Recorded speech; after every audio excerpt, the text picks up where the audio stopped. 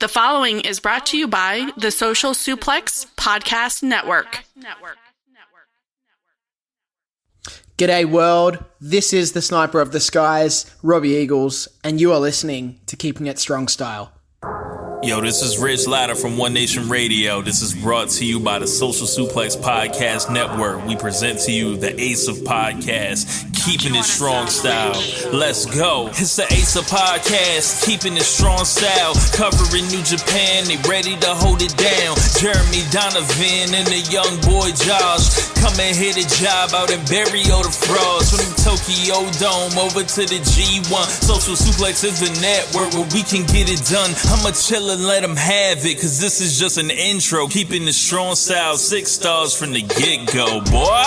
Yeah, from Tampa Bay to the Tokyo Dome, this is Keeping It Strong Style with your hosts, Jeremy Donovan and the young boy Joshua Smith. And thank you for listening.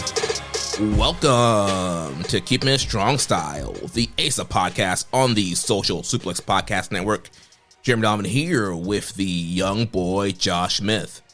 On today's show, we'll review Wrestling Redzone, preview Wrestling Dontaku, and cover all this news in the world of New Japan Pro Wrestling. Please support our show by subscribing and following the Social Suplex Podcast Network and Keeping It Strong Style on the podcast app of your choice and leaving a rating and review. You can also get all the network's podcasts and newsletter over at socialsuplex.com.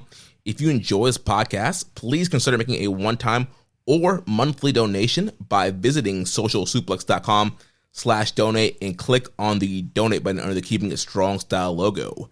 And we are streaming live right now on patreon.com/KI Strong Style. If you want to watch our show live or listen without ads, sign up at patreon.com/KI Strong Style. Young boy, how you doing, man? Good. I just my heart almost leapt out of my chest though, because I went to the NJPW1972.com website to look at the results. Yeah. Just because I like to have that pulled up while we're, talking about shit. And I saw that there was a 427 show, and I was like, oh my God, did I miss a show we're supposed to review today? And then I realized it's a house show. It's a house show. It's non-televised. Yeah, I double checked the schedule so many times. I was like, I looked at Cage Match first, and I saw all these shows. I'm like, oh my gosh, like how many times am I going to watch, a no contest between Hantai and House of Torture? And then luckily I realized, okay, it was just, Friday, Saturday, Sunday. We got a little break, and then we got Hizen No Kuni on Wednesday, Dontaku on the weekend. That's not something to complain about. All right, we're going to talk about it, but I'm liking the Doki Tiger Mask feud personally. Yeah, they're adding a little bit of heat to it, and trying to make that feud, somewhat interesting. Very interesting. It's the best story that they are telling in the entirety of the company. And if you disagree with me, you don't know ball. I heard a little coo over there. Yes. Is that you? Nope. So once again, Jones joining us for the recording. We'll see how long he lasts this time. Yeah, he is sleeping right now, so we might get a good hour out of him. Then I might have to make a quick dash to mom in the middle of the show. Once we start talking, I'm pretty sure the excitement of Shinihan is going to bring him back to life, and Jones has been watching a lot of Shinihan Saturday morning.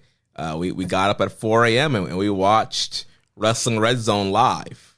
So, he was locked in. I think, he's a big fan of Yuto Ice. My wife's still not a fan of Yuto Ice. She buries him every time she sees him. But I think that Jones, I think he's, feeling the pro wrestling high. Yeah, Jen, non-ball knower. Well, the funny thing is, she loves Ishii.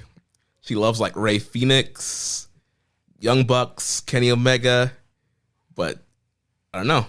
Yuto Ice. I don't think Yuto Ice wrestles like any of those guys. I mean, I'm sure you can make the Ishii comparison, but he's kind of his own thing. And you combine that with the gimmick, and if all you're seeing at this point is the gimmick, there's a lot of people that it was off-putting to, when he first debuted. And I think there's still some individuals that are out there in the punditry that are still not converts to iceism, Yeah. She sees the finger, the tongue, and she's like, yeah, he's a geek. I'm done. I'm out of here. Star, bro. That's a star, bro. I know. She's like, I can't believe you like that guy. I'm like, dude, the way we talk about Yuto Ice is the way that the gatekeepers used to talk about Okan, but they were wrong. You know what I mean? Yeah. But we're not wrong. Like, we're not going to have egg on our face 4 years from now. Oh man, I got to come back and listen to this audio and just double check. But I don't think we're going to have egg on our face that this guy didn't live up to his potential or didn't achieve. I'm not saying he's going to be the ace. I'm not saying he's going to be for sure like a Tokyo Dome headliner or anything like that. But I think he's going to be a massive player in this company and get the rocket strapped to him. Oh, definitely. I mean, when you think about like the key players, the big four, also they're trying to just establish that new kind of big four, who the top player is going to be. I think for sure he's going to be in that mix. Well, see, I'm saying I believe it, and you're saying for sure, but there's a lot of people who they don't think for sure that this is happening. They don't see it. They think it's a limiting gimmick, and that there's only so much tread on those wheels, and they're non-believers. So we'll have to wait and see. But I mean, I don't know what they're watching, but I see this man come out. I hear the crowd pop. I see the crowd doing the hand sign. I hear the crowd going bumbleclat. We were there live in the building, New Year's Dash, when he cut that impassioned promo. Obviously, we didn't fully understand what he was saying at the time, but I did. The domestic crowd obviously did, and they were cheering in between stuff he was saying. You rarely see that. You'll get some clapping in between, but they were popping loud in between things he was saying, and he has the audience in the palm of his hands right now. And I think the wrestling's great, the promos seem to be great, the aura. This is what we've been waiting for. We've been waiting for one of these young guys to come back, grab the bull by the horns, show something, and make a way to be a top star. And I think he's doing all that. You know how I said that I understood what they were saying over in Japan? Obviously, I'm being facetious, not true. But funny story. So I went to this teensy tiny little Bible school after I got out of high school back in the mid 2000s, and pretty interesting school, very charismatic, and I came out, I grew up Pentecostal. And there's this one kid, I could tell stories. I could tell stories about this kid all day because I thought he was the funniest, but he was completely sincere and fully earnest in the outrageous claims that he would make that there's just no way that they could possibly be true. And there were two big lies. Well, there's a lot of lies, but there was two big ones that he told me. One was that, because they believed in spiritual gifts and stuff. Mm-hmm. So he told me that God gave him the intermittent, not always, only when it's called upon, gift of languages. And what that basically meant was there were times where he could interact with individuals. And bro, this kid was from a tiny, bro, he went to a snake handling church, bro. And he was from, I want to say Mississippi or Alabama, something like that.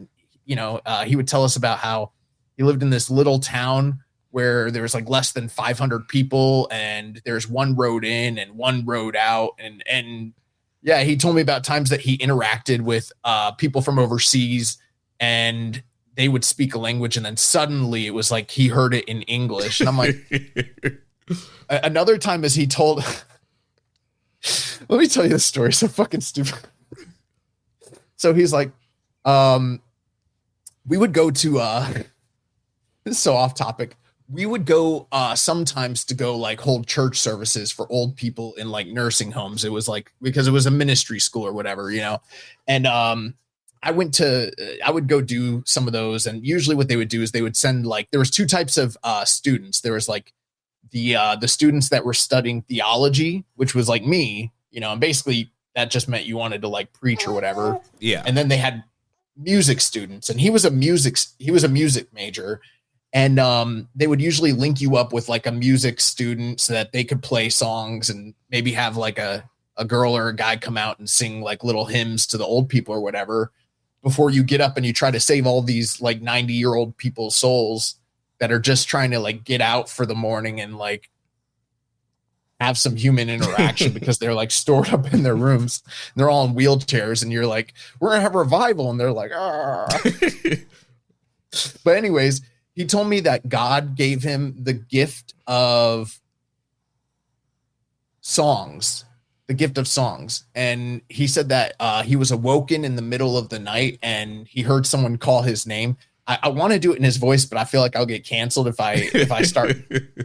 And I want to say his name, but I'm not going to. And then he heard someone in the middle of the night call his name and he looked out and he was like, who is that? And like no one responded. So he goes back to sleep and he hears someone call his name again. He's like, is that you, Lord? And he heard the voice say, go to the piano. And he's like, but I don't know how to play piano. And he's like, you will. And he's like, whatever you want me to do, I'll do it. He's like, and suddenly I could play every single song in the Sing Unto the Lord hymnal book. And I was like, no, doesn't work like that. This is not true. You're lying. Yeah. But yeah, this kid told me he could understand languages, but only sometimes. Like if we were like around people and it wasn't like a God thing, then I'm just not going to hear it. But in those rare instances where it's called upon for him to be the arbiter of a foreign language, suddenly, magically, he could do it. And if he could do it, then I can do it. And, you know, I listened to Shingo's promo and I know exactly what he's saying. He's like, I'm going to beat your ass, Callum. I'm going to take that belt. My time is coming. My time, run it, bitch. That reminds me of when like me, you, and Rich used to watch like New Japan shows, and like Rich would do his translation of promos. Rich would be like, "Bring your whole ass out here." Oh man. Oh, that's off topic. But yeah, anything you want to talk about before we start talking about Shingon? No, not really. I think I'm ready to dive in. All right. So we had some nights of the Road to Wrestling Dontaku tour here, and some of this we can kind of quickly go through the results. Also, there's a lot of the same thing that happened over these few nights, and we can kind of touch on anything we noticed or any note if we need to in any of these matches. So we'll start with night 3. So this was Friday, April 24th. We had a reported attendance of 738 in the Texport Imabari. So show opened up. We had Masatori Yasuda, Ryusuke Taguchi, and Taichi defeating the Great Bash heel team of Makabe Hanma and Young Lion Taisei Nakahara, 8 minutes and 22 seconds. I don't have much to say here. It's good to see Nakahara get some reps in during this tour. And, you know, obviously, like, Taichi's a little bit of a floating around right now, a little bit aimless. So hopefully they bring some clear direction to his character arc and storyline. And I don't know, Taguchi's doing it. He's actually not as insufferable this tour as normal, because even though there's still a little bit of the sexual shenanigans, it's not so much the ass play. The big bit that, and he's done this in the past, so it's not like not in his playbook, but it's something he's doing every night this tour, is the spot where he Irish whips a guy into the ropes, and then like as they pass him, he slaps their back and they keep going, but then he just keeps doing it and doing it and doing it. Sometimes they're doing it to him. And it is one of those things where it's like, I guess it's fine because it's like a lower card, not that serious thing, but it is one of those things where if you're a purist, you're looking at this and you're like, oh, what do you think about his new vest? I know we're always very critical on his gear, and he's got this. He didn't wear it every night, I don't think. And I did notice he came out with like a more solid green. You said it was a vest. Yeah. I don't have any thoughts on it. I'm just glad to see he's got clean clothes, you know? Yeah. Yeah. Continue to be impressed with Nakahara, and looking forward to continue to see his development. I will say this though, the Yasuda Nakahara, that seems to be something that is, kind of kicking off in terms of like angst and, some fire, which is a little interesting because of the fact that Yasuda is, his senior and a guy that like broke in with, who did Yasuda? He broke in with Daiki Nagai, and the guy's kind of like past him at this point in terms of like the hierarchy, Yeah. So it is interesting. I mean, it's good for Yasuda because he's stepping into that senpai role and working on top and everything. But Nakahara was in the dojo at the same time as those guys, and he's got an axe to grind and a bone to pick. Yeah, he got lapped, and now he's a hero for vengeance, and I like it. Like I'm seeing the fire from him. He kind of has an attitude similar to Daiki Nagai a little bit, and yeah, I've been enjoying seeing him mix it up with the veterans and his fellow young lions. I do wonder what his trajectory will be because, like they do these storylines with young lions, and for us sickos, we enjoy it, especially if you're invested in like following the development of these young talents. But you also know like there's a shelf life because they're still lions and there's only so much like spotlight they're going to get. And eventually one or both of them are going to like go off to excursion. And I guess what you're kind of hoping for in the long run is that whatever story that they're telling now will wind up paying some sort of dividend in the future when they both become stars, but it doesn't always work out that way. And in a situation like this, because Nakahara is the junior to him, he can chase, but he's not going to catch this guy unless all that time that he put into the dojo, if they fast track him, that's the only thing I could see happening. And that would be highly irregular for the way that Gedo books these guys. But I would maybe like to see something like that happen eventually. Yeah, him pull like a big upset victory that you don't expect, and him kind of, going to connect with some of these guys he's trying to catch up with. Yeah, would make a very compelling story. Because at this point right now, he's basically fighting to get to the spot where he could maybe draw with these guys. Right, yeah. I also had this one last thought.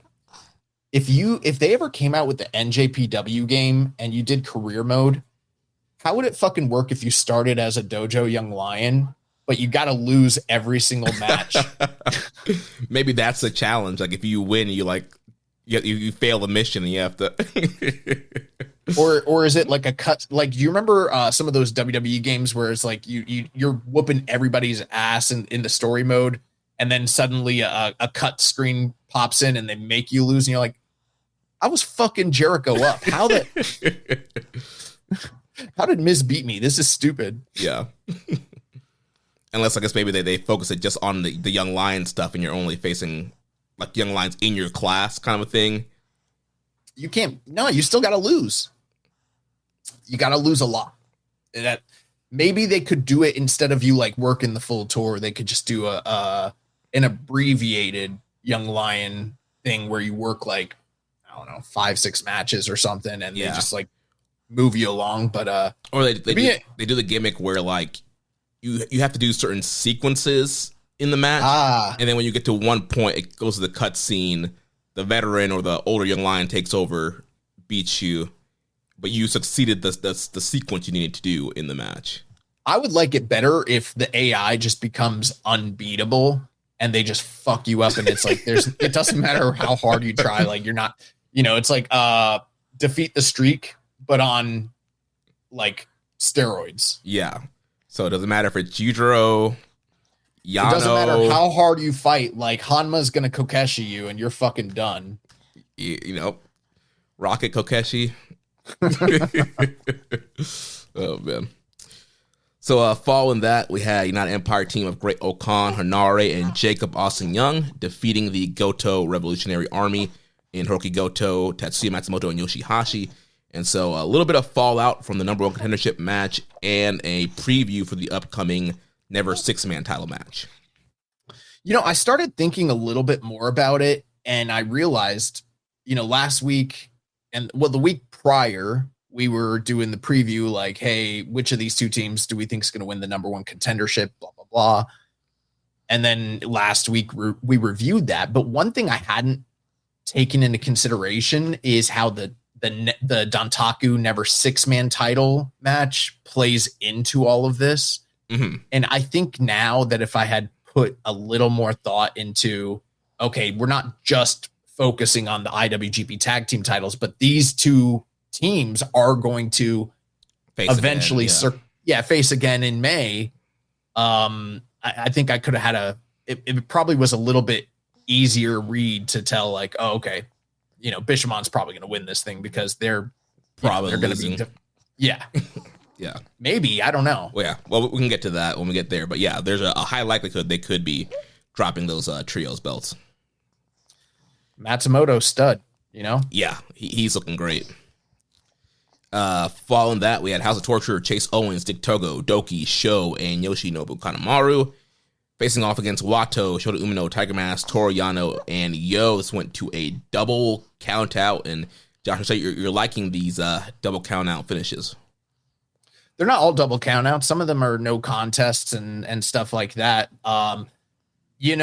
We are getting House of Torture jumping these guys and brawling all over the building, but we're not having to sit and suffer through House of Torture-ism, which is a totally different thing altogether. Yeah. So we're not getting the slop in these matches, and they're just kind of heated, and it's, we'll get to it, but it's building to an eventual not only title match, but they've added a stipulation to it where it's going to be a lumberjack match. And I feel like the story they're telling lends itself well to them, needing that particular stipulation, because Doki's been ripping at the mask of Tiger Mask. He's unmasked him a few times. Tiger Mask has been seeking retribution and trying to rip Doki's mask off, which we've seen it without the mask, but a real luchador, he's got to protect the image. Yeah. And I've enjoyed it. And I think it's just adding some stakes and, interest to what would otherwise just kind of be a consolation prize match. Yeah. Also, I think it makes Tiger Mask a super smart babyface. Like, clearly you see these guys continue to run in and jump him. He's like, all right, well, I'm just going to have my boys out there as well. Let's even the playing field. And, increase my chances of winning the thing, because clearly you can't win on your own. I'm tired of getting jumped. Let me get my boys involved. Yeah, it is one of those things where it makes you wonder, like, why is he the first guy out of Hantai since this Doki run that has, not thought of that?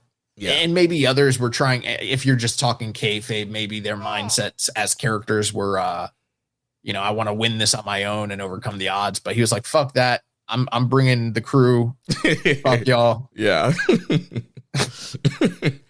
But yeah, like you mentioned, I think it was the following show. Yeah, they rip his mask off, and the crowd like gas, had to hurry the towel on him, and he laid the challenge out for the lumberjack match. I like the non-finishes. I don't always like non-finishes, but when they're leading somewhere and they're doing it night after night, I'm fine with it, because it's like, do I need to see Chase Owens, see Trigger, whoever, like Toru Yano, and beat him every night to build some credibility? Like, no, fuck that. Like, let's focus on first things first. Let's focus on what's important, which is Tiger Mask. Yeah, and one thing I do kind of like about the double count out finish, now that you mentioned, with Tiger Mask, he's getting a title shot, but I'm sure if we look at his record, like, he hasn't, who knows when the last time he's won like a singles match against a main roster guy. I'm sure he's beaten young lions in singles matches, but if you go back and say probably on an excursion match somewhere, right? And so, like, he doesn't have a ton of credibility as a challenger, but also he's retiring. There's some feel good story there, but they could have done the thing where, like, oh, all of a sudden, because he's challenging for the title, he's just gonna start winning matches and cleaning out house and just start pinning people every night. So instead of doing that, they're shifting to these non-finishes, or other people on his team are eating the fall. They haven't like defaulted to making him this super challenger out of nowhere just because he's the challenger of the month. I'm looking. We can continue on, but I'm all the way back in 2022 at this point. Well, that's not that far. It's only 17 matches. He's only had 16 singles matches in the last but still, 4 years. But if you recall, that's when he won the the junior heavyweight title in All Japan and actually had a run, was beating guys. Yeah. But we're not going to count those. We're just going to talk about when was the last time he beat somebody on the main roster. On the Cerulean Blue. He did beat El Phantasmo by DQ in February of 2022. I don't know if that's a real win. No, I want shoulders to mat or submission. Do we count Geto? Yeah. All right. Well, if you count Geto, then February 11th, 2022 at Golden Series Night 9 from Zebio Arena, Sendai. He defeated that man. Took him 15 minutes and 20 seconds to put Geto away, but he got the job done. And then prior to that, in 2019, the last time he had a real run where he was beating guys was Super Juniors 2019, and that's where he defeated Taka, Kanemaru, and that was it. He beat those two guys the first two nights. Yeah, that was a tournament. We're like, oh my gosh, this man's like going on a run. We were like blown away because he had to win the first two. Yep. No. The year before, 2018, he won the first three. Remember that? Oh, okay, I was getting those mixed up. Yeah. Yeah, he beat Kanemaru. Me too, but he beat Kanemaru, Yo, and Bushi, and was undefeated going into night 4, 7. So we'll talk more about. So it's been a while. Yeah. So yeah, I'm glad they didn't do the thing of all of a sudden now he's powered up and just pitting everybody. Yeah, but I'm sure he picks up some wins in multi-mans. Yeah, but I mean they could have really pushed it home here and had him like pitting Doki every night or like have him beat Yo or Show. I mean, yeah, same shit at this point. Well, next match we had Hartley Jackson, Ichiban Sweet Boys, and Oiwa defeating Geto, Robbie X, Taiji Shimori, and Yota Tsuji. This is a preview for the junior tag title match that will be happening the following night at Wrestling Redzone. Yeah, I don't know how much we want to speak on all of this because, as you mentioned, a lot of these matches are going to be kind of repeated. But yeah, we can just keep going on and then Hartley Jackson hit that senton. Yeah. This man Geto, he's got a mountain to climb, and that's beating Hartley Jackson. Well, after that, we had Unbound Company team of the Knockout Brothers, Daiki Nagai and Shingo Takagi. They defeated the United Empire team of Callum Newman, Francesco Akira, Jake Lee, and Zane J. So also this is building up the IWGP Heavyweight title match with Callum defending against Shingo. And then we also are getting the rivalry with Zane J and Daiki Nagai continuing as well. Forgive me if I'm not being observant enough, but this move that Yuto Ice and Oscar using, the rumbling that they used, is that new or have we seen that before? Because I don't recall so it's, I think last week was, or at least at this tour, they started using that. So yeah, it's a newer tag maneuver that is putting away some people. Also, that they use it as a great near fall signature in the tag title match. But yeah, they've built it up to where they can beat certain people with it, but it's not the KOB. Right. It's not that real. Yeah. We had a question from Siamese Twin Cobra. After seeing Zane J versus Shingo, the guy looks like a heavyweight to me. You sure he's a junior? Then again, we had to pretend Shingo and Drilla were juniors also. I never said he's a junior. I said that New Japan has classified him as a junior, and I doubt he'll stay there long term because, as you mentioned, he is clearly a heavyweight, but that's how they have him classified as of now. I'm sure that will change. Yeah, his weight on the website is currently under the junior limit. I don't know if that's updated or not. I think the junior limit is 225 or 220. Yeah. Well, he's listed under whatever it is. He's listed. Because I checked the other day. He's listed under it.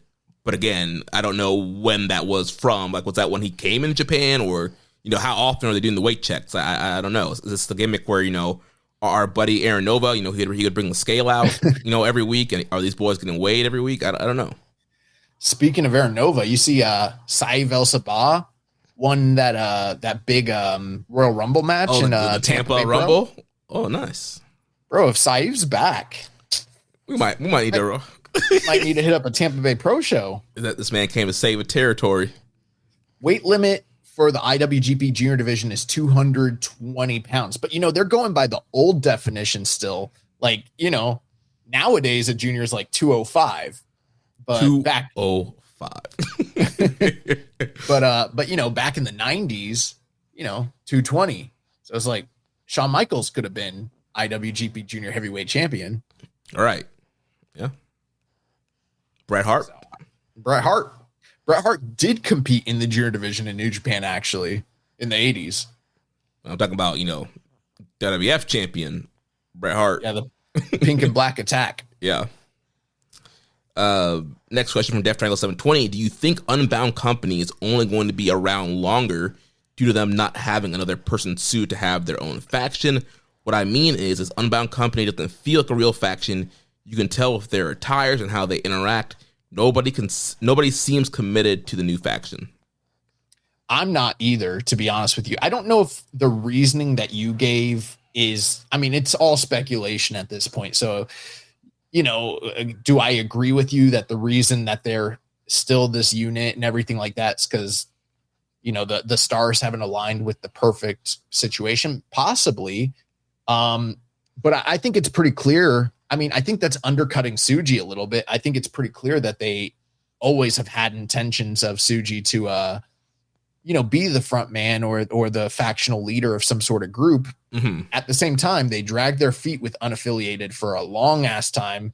And a lot of that was because they didn't expect Naito to not resign. And then, they did the merger with War Dogs. But I think a lot of that was predicated on the idea that, like, hey, contract season's coming up and we don't know what the fuck's going to happen with these guys. Mm-hmm. And, we're still kind of feeling the reverberating effects of the announcement of Unbound Company. But I do 100% wholeheartedly agree. They don't feel like a real faction. And in fact, I'll tell you right now, Jeremy, they're as good as the in-ring action is. And I think that in the multi-man tag matches, they really are delivering. Mm-hmm. But in terms of like a group that I want to get behind as a fan and connect with or understand their mission statement or identity, they're just a clusterfuck. They don't mean anything to me right now. And they remind me a little bit of, oh God, what's wrong with me? Before Chaos existed. Rise. Yeah, they remind me of Rise. Where Rise was a group that like had incredible talent, but they just didn't really fully ever flesh out what they were, and they didn't fully gel, and it was short-lived, and that's kind of what this feels like.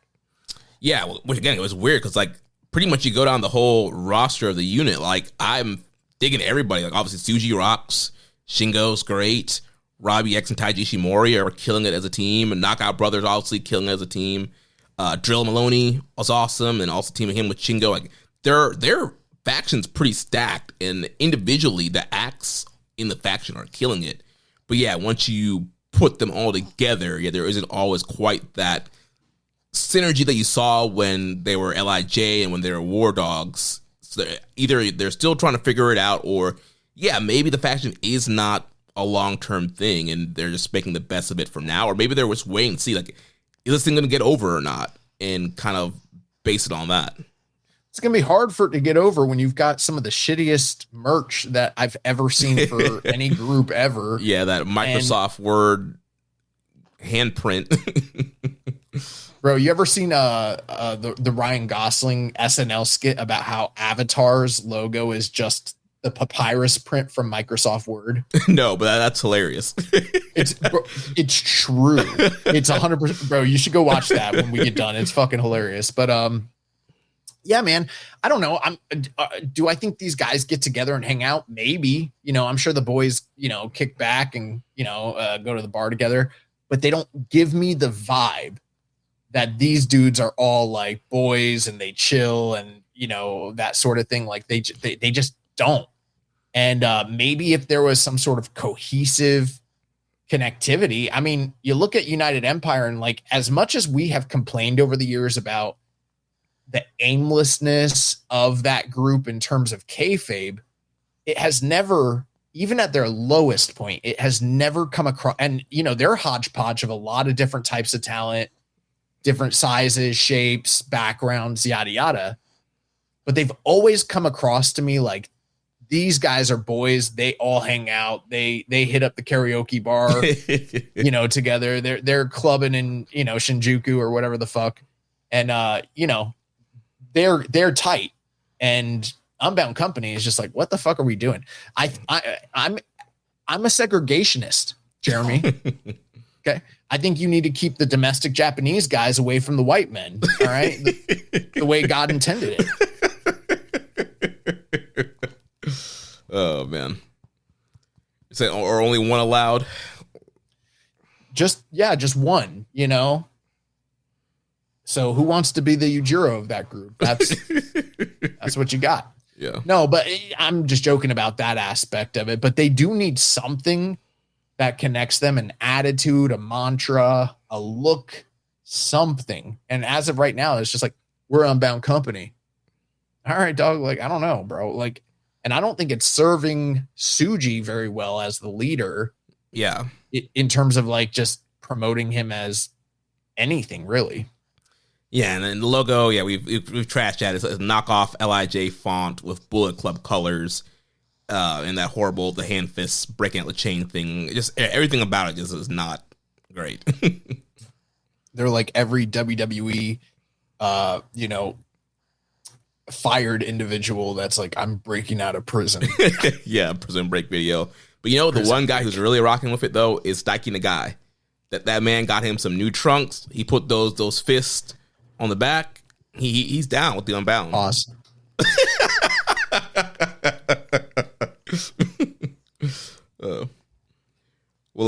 Main event here, we had the Yuya Uemura homecoming match. So it was Aaron Wolf, Bolton Oleg, and Yuya Uemura defeating the House of Torture team of Don Fale, Red Narita, and Yujiro Takahashi. And this was a continued build for Bolton against Narita and Wolf versus Fale. A solid main event. I liked the kind of custom video that Uemura got for the arrival to the building and everything. That's something a little unique for, you know, this quote unquote homecoming show for him. So I thought that was cool. I think I would have liked to have seen a little bit more either from Aaron Wolf, not to criticize his performance. He looked good, but it was about the same as what we've been seeing for the most part. But I would have liked to seen a little bit more in a big spot, like a main event here, or some more cohesive work between him and Yuya and Oleg. And that didn't really come across to me too much. But otherwise, I felt like even with the House of Torture guys, I felt like they all pretty much like came to work. They knew the spot, and this is a solid main event. Yeah, really good main event. And you mentioned, yeah, there's not really a lot of synergy with Wolf and Bolton and Yuya, even though on English commentary, Charlton has really been, you know, teasing the, you know, hyping up the fact that we could get this Bolton Aaron Wolf tag team. Is there something down the line with those guys as partners, or maybe even against each other as opponents? So I'm wondering if that is a story that's what we're supposed to be developing, but I don't know, or maybe it's just Charlton adding in color of his own. I think we're getting to the point where like tag team wrestling is so cool right now. I don't know if obviously management is high on KOB and everything like that, but I don't know if they're like fully committed to, you know, I think the way they see it is like we're building around an act as opposed to building a division. Yeah. But I would love it if at some point, and it doesn't have to be an annual thing, but I would love it if they had like a one night, you know, single elimination tag team tournament, not even for the titles, but just like for the fucking brag, like a Crockett Cup sort of thing. You know what I mean? Yeah. And then you get a team like Wolf and Oleg in there, you know, and, you know, it reminds me of like what WCW used to do with like I think it was Battle Bowl and shit like that. Yeah. Or like the Iron Man tournament at Starrcade 89. So New Japan used to have a lot of like one night tag team tournaments and 6-man tournaments back in the day, but they've gotten away from it. But I think it would be cool to specifically in this environment with this crop of talent and how hot those titles are getting, might not be a bad idea at some point. Like, be like, fuck it, single night tag team tournament, let's go. Yeah, I think they got the right set of teams and units right now. They could easily tag 6-man, do a really compelling one-night tournament. All right, let's jump into Wrestling Redzone in Hiroshima. This was Saturday, April 25th from the Hiroshima Sun Plaza with a reported attendance of 2,058. Show opened up. We had Tetsuya Matsumoto defeating Taisei Nakahara in 9 minutes and 25 seconds. Again, big fan of both these guys. They told the story that needed to be told. Nakahara does not in any way, shape, or form look like a guy that isn't on the level of his peers or stumbling out there. He looks comfortable as hell. And Matsumoto, again, like I said earlier, stud.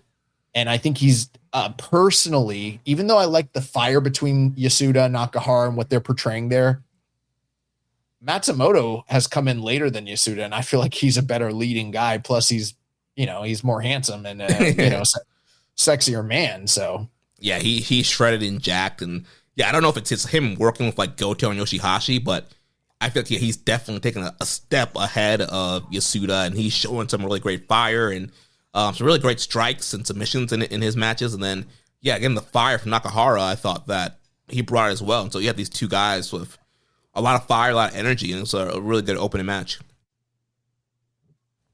So following that, we had Master Wato, Shota Umino, Toriano, and Yo defeating Chase Owens, Sho, Yoshinobu Kanemaru, and Yujiro Takahashi. So continuing the whole Uno being a proxy for Takeshita, and Chase is going to be challenging Takeshita for the TV title.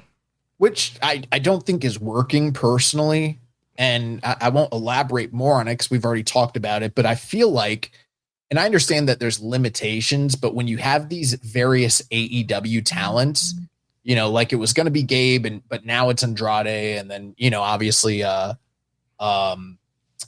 Takeshita, and they're not on the tours.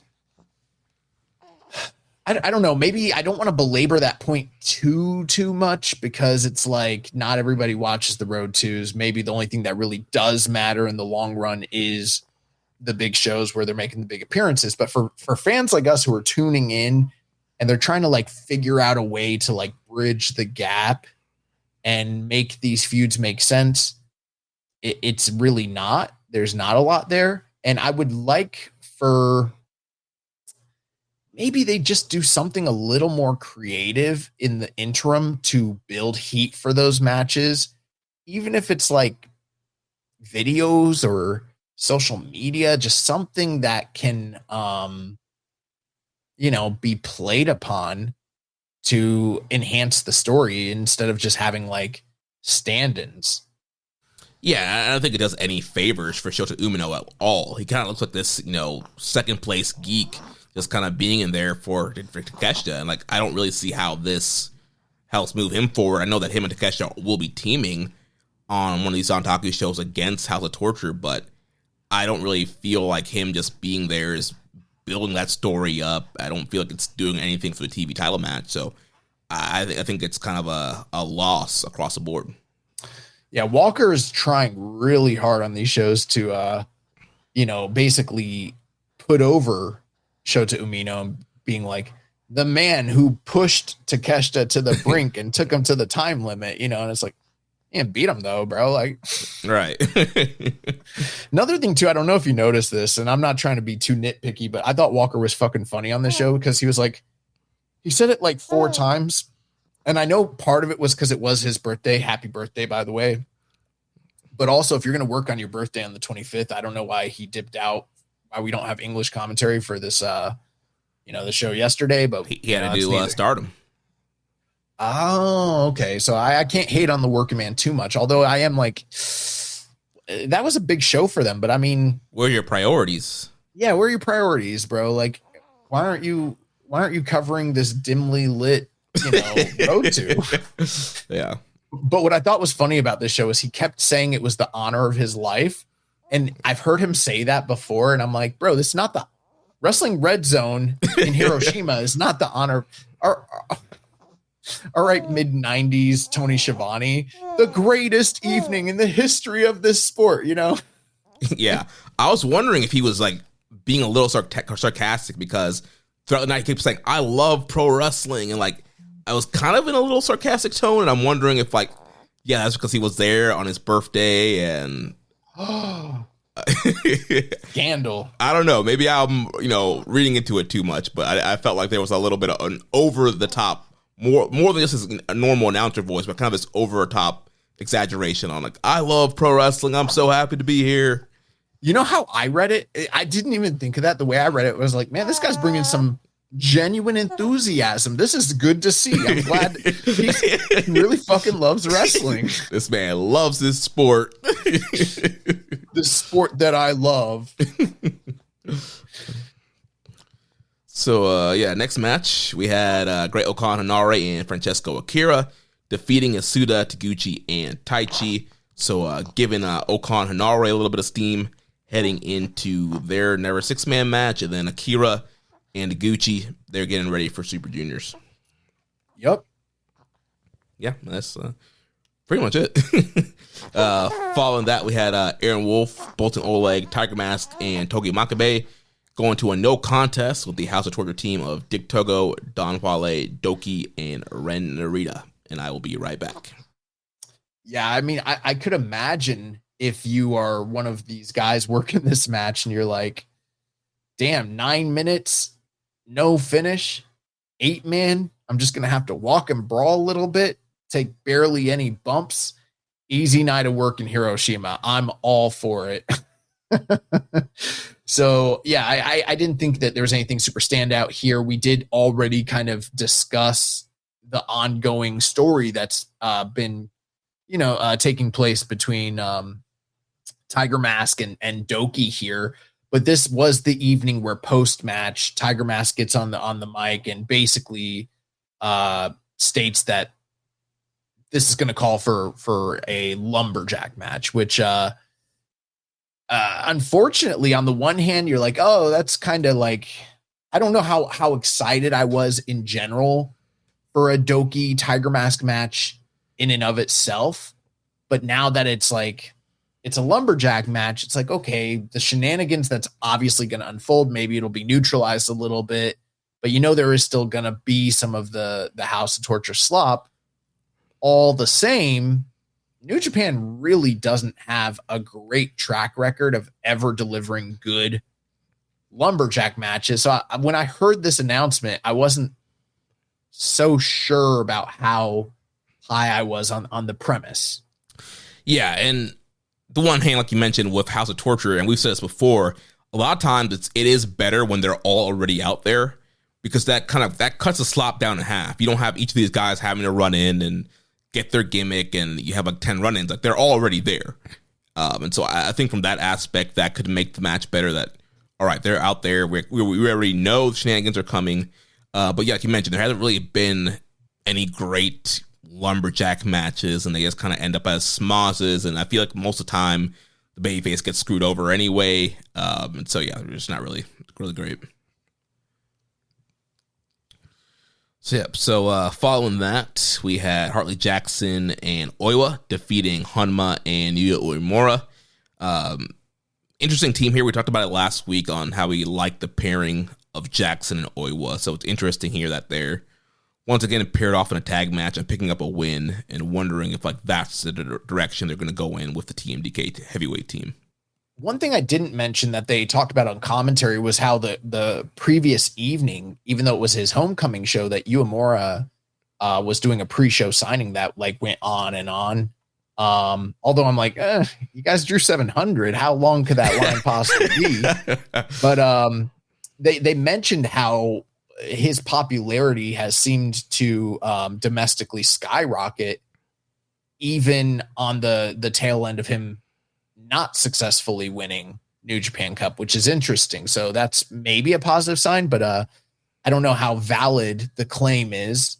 Not saying that commentary is lying, but they're hype men, and I would like to see some firm numbers. Yeah, like I don't know what would have happened. I guess, I don't know, maybe being in that New Japan Cup final maybe helped him, but I don't know. I don't feel like the booking's really done anything for him to have this sudden spike in popularity.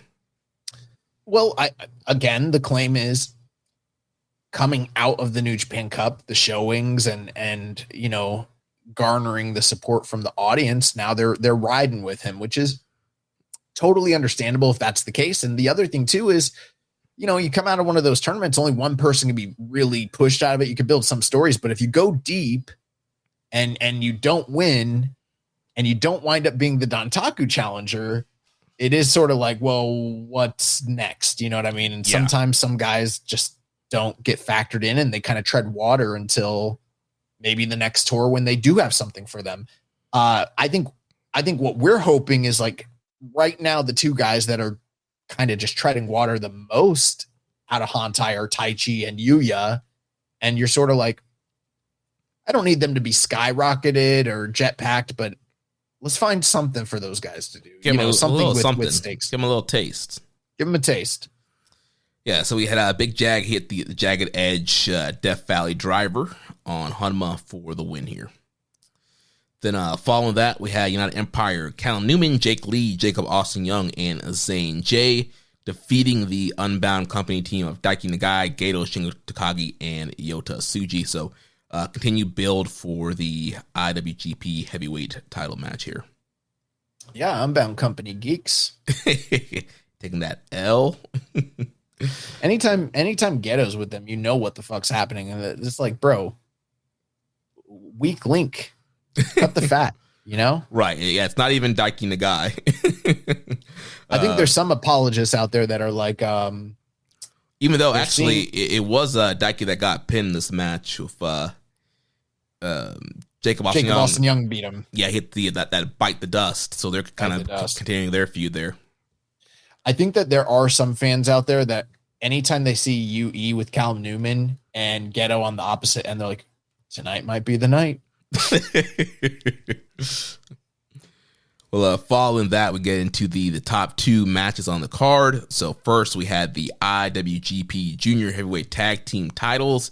New champs, our good friend Robbie, Eagles, and Kosei Fujita, the Ichiban Sweet Boys, defeat the Unbound Company team of Robbie X and Taiji Shimori in 20 minutes and 5 seconds.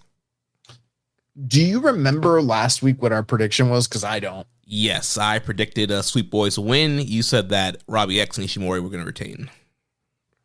All right. Well, egg on my face.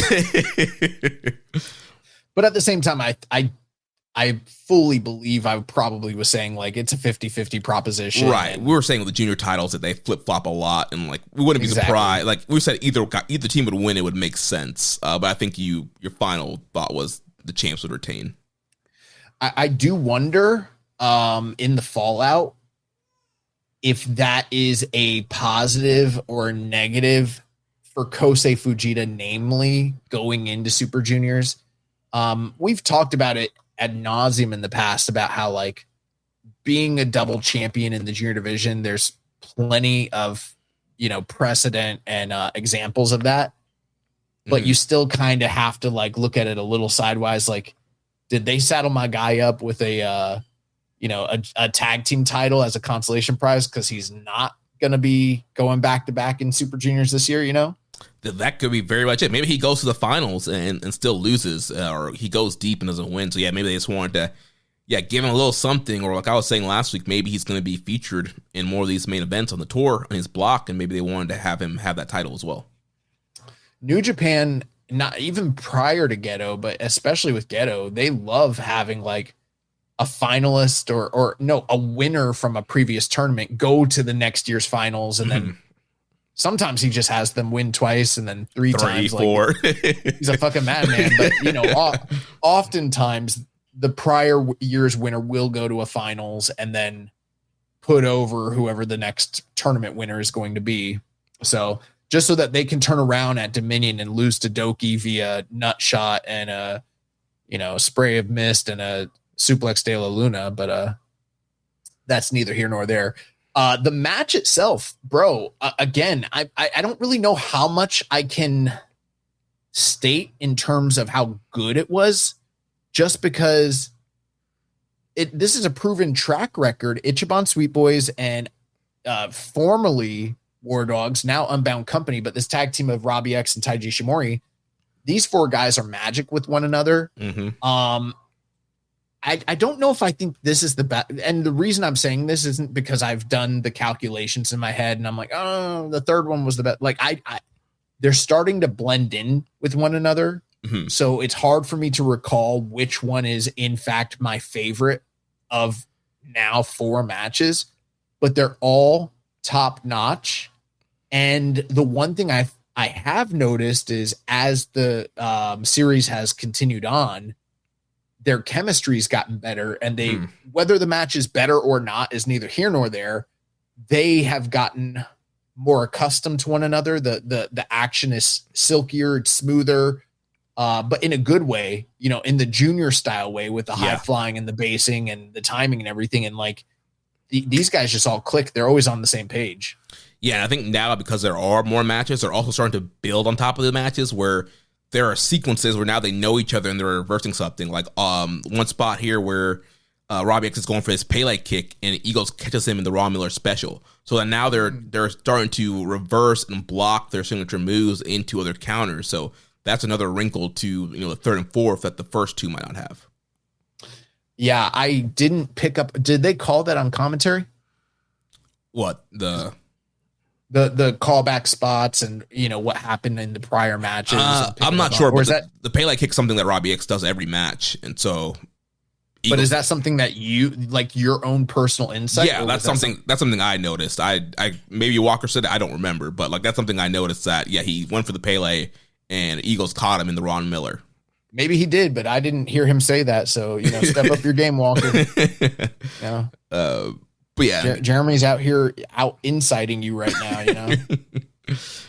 And again, a lot of great high flying throughout the match, and I really feel his team is really motivated. Ishimori, he's out here doing 450s for a near fall and doing a lot of high flying as well. And so he is so happy right now. And of course, you never know. Like it's all a gimmick. It's all a work. So how they portray themselves as performers and superheroes once they get through the curtains, that's not always indicative of what's really going on mentally, personally, yada yada. But in terms of the character, this is like the most invigorated I remember seeing Ishimori since like pre-pandemic. Yeah, like he just looks like he's having a ball out there.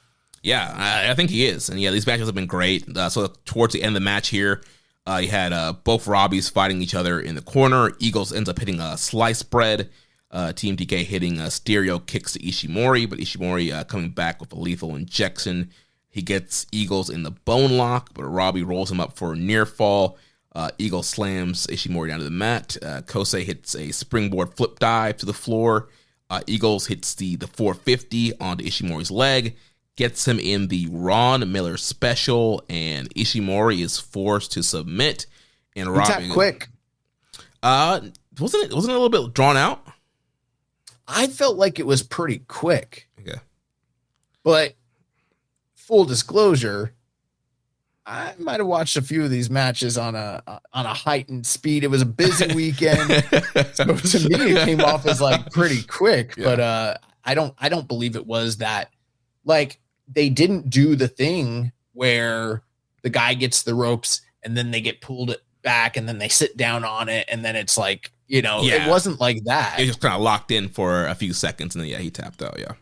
Which I was surprised. I was like, that's like a, Mystico hit, like a CMLL submission in the first or second Kaida, these guys tap out quick. Yeah. We have a question here from Wukon 901. With Fujita winning the tag straps with Robbie, does that decrease his likelihood of winning the BOSJ? Who you guys got for the front runner for the tournament? We've talked about our kind of early predictions. I don't really have a firm feeling right now for who I think's winning it. I know we've talked about some of the favorites, but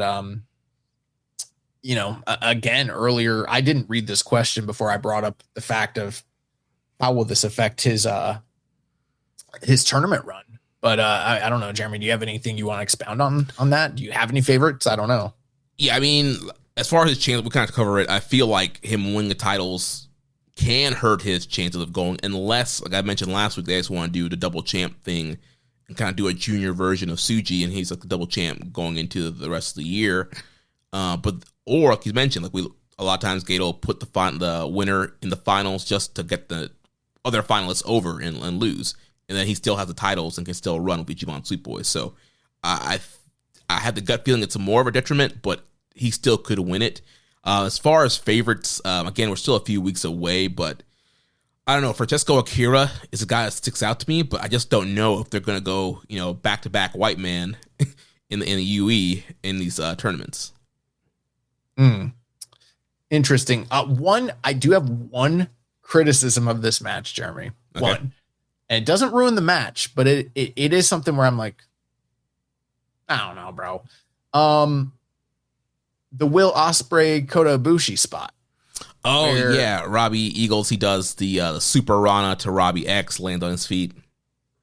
I know, granted, oftentimes these guys are not just performing for the home audience, but they're performing for the live crowd, right? And so if you can do something cool like that and it's going to get the oohs and the ahs and get over, great. But for posterity, this is like one of those things where, and you know what, the time that it was done with Ospreay and Ibushi, because of how it was shot and the notoriety of how good that match is, that's the one that's the most famous. But like, that wasn't even the first time they had done that. I think, I could be wrong here, but I think Ricochet and Ospreay had done that, and it was, a little botched and it wasn't as memorable. But like, Ospreay's done that with other people in the past, and it's like, dog, that was almost a decade ago. Are we still trying to? And he's done it in AEW since then, and yeah. Like this is kind of an overused trope, and it's not like it's not the same thing as like, okay, someone does a DDT and just because Jake Roberts used to do a DDT, we can't use it anymore. But it's like, that's just a wrestling move. This is like a choreographed. I don't mean choreographed in the negative connotation, but I mean like it is a specific spot that is intended to, marvel the crowd. But it's one of those things where it's like, how impactful can that really be if it happens all the time? Not all the time, but like numerous times through the years. And it's like, we all kind of remember the top one. So I don't know, it's diminishing returns. I'm sort of like, I don't know, guys, do your own shit. Yeah. I saw a lot of people on Twitter complaining about the spot like that as well. Oh, were they? Yeah. A lot of people were like, we're reliving, whatever year it was that Ospreay and Ibushi did that. And I guess I understand your point. I get their complaints too, but I don't know. For me, I just saw it was a cool spot in the match. These guys are flippy do guys, and it was a fun spot. I'm like, I popped for it, but I do get, that was a very unique to Ospreay kind of thing, and especially the one with Ibushi, because the way Ibushi sold it too was just like great, and then the camera angle, it felt like it meant more to that match. Where this match, it was just kind of a high spot. Like it happened, is cool, but like, if these guys wrestle 10 more times, are we going to remember that specific flip spot? Like, no, like they're going to do so much more stuff that it's going to be awesome, but like it's not as meaningful as like the Ospreay Ibushi spot. I think it to me, and I didn't see any of that shit I'm not really on Twitter that often, but it is funny that other people picked up on it. I think it's just one of those things where it's like, this was such a gift sort of thing. And was like this standout that it's like, it's not quite the same thing, Jeremy, but it's like, if someone else did, I'm sorry, I love you. Mm-hmm. And you're like, what the fuck? Why are you doing it? Bro, they did that already. You know what I mean? Like, it's one of those things where it's like, you can't really replicate it. So like, why are you trying? Yeah. Which I feel like people on the indies have tried doing it. And it's just like, bro, the most indie wrestling is just them trying to replicate shit they've seen in Japan and Mexico, but not understanding when and how and why to do it. Yeah. Yeah, but overall, great tag team match. So Ichiban Sweet Boys back. It was outstanding. Yeah. I feel like what's going to happen is when we're talking about tag match of the year, we're going to be like, all right, how many of these Ichiban Sweet Boys Unbound Company matches are we going to put on here? No, we're not. We're going to put 8 solid top end matches, and that's it. No more, no less. 8. So we're putting 4 Ichiban Sweet Boys, Robbie X, Ishimoris, and 4 Knockout Brothers matches. Probably, I don't know, bro. It might be all Knockout Brothers matches at this point. The way things are going, we'll see. Yeah, I don't know. At least one of these Ishimori matches will make it. We'll make it out of there. Gotta see. We gotta see. I don't know. Might not have room for them. Sorry, Robbie. All right, well, let's go to the main event. Speaking of the Knockout Brothers, so Oscar and Yuto Ice, they defeat Bishamon in 26 minutes and 32 seconds. I thought that this match was really outstanding. For the sake of comparison, I did think out of the big KOB tag matches this year, it might not be...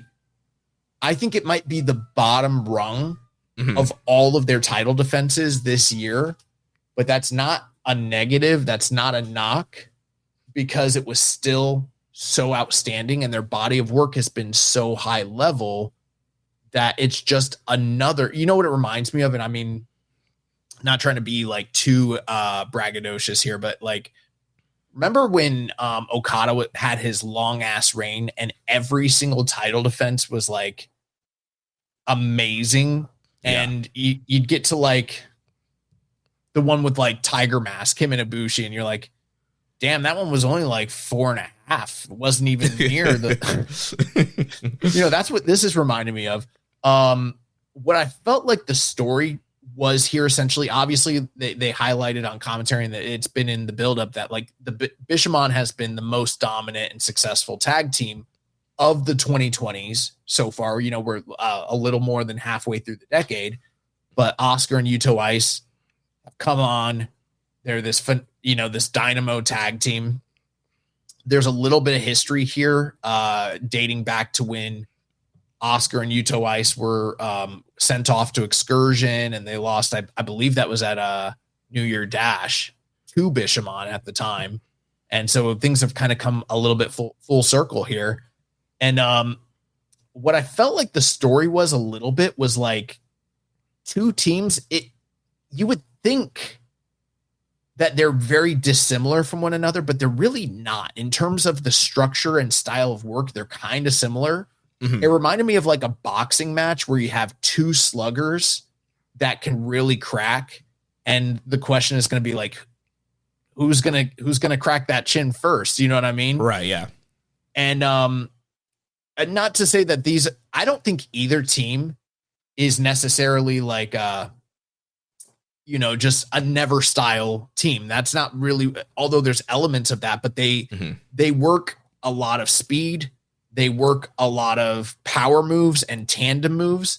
And what really came out of this to me was that Knockout Brothers having a strength, size, and youth advantage, they seemed to be able to implement their game plan to a greater extent for large majority of the match.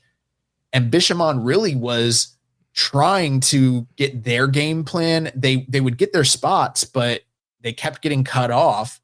And it was sort of like, damn, it's like in a boxing match where you see two sluggers and they can both crack, but one guy's punches are landing more and are having a more accumulating effect on the other guy. That's what this reminded me of until they started going down to the final stretch. And that's where like Bishamon was like, all right, fuck y'all. In fact, they started to, KOB was so dominant that I started to think like, oh shit, the way this match is structured, Bishamon's winning. Bishamon might come back. Like, yeah. And they really did put on I actually think, even though I don't think that this match is, say, the tag team match of the year or even KOB's best defense of their reign so far, or of this year, I should say, the closing stretch might actually be the best closing stretch of any of their matches with Bishamon, because these two teams just kept hitting incredible sequences.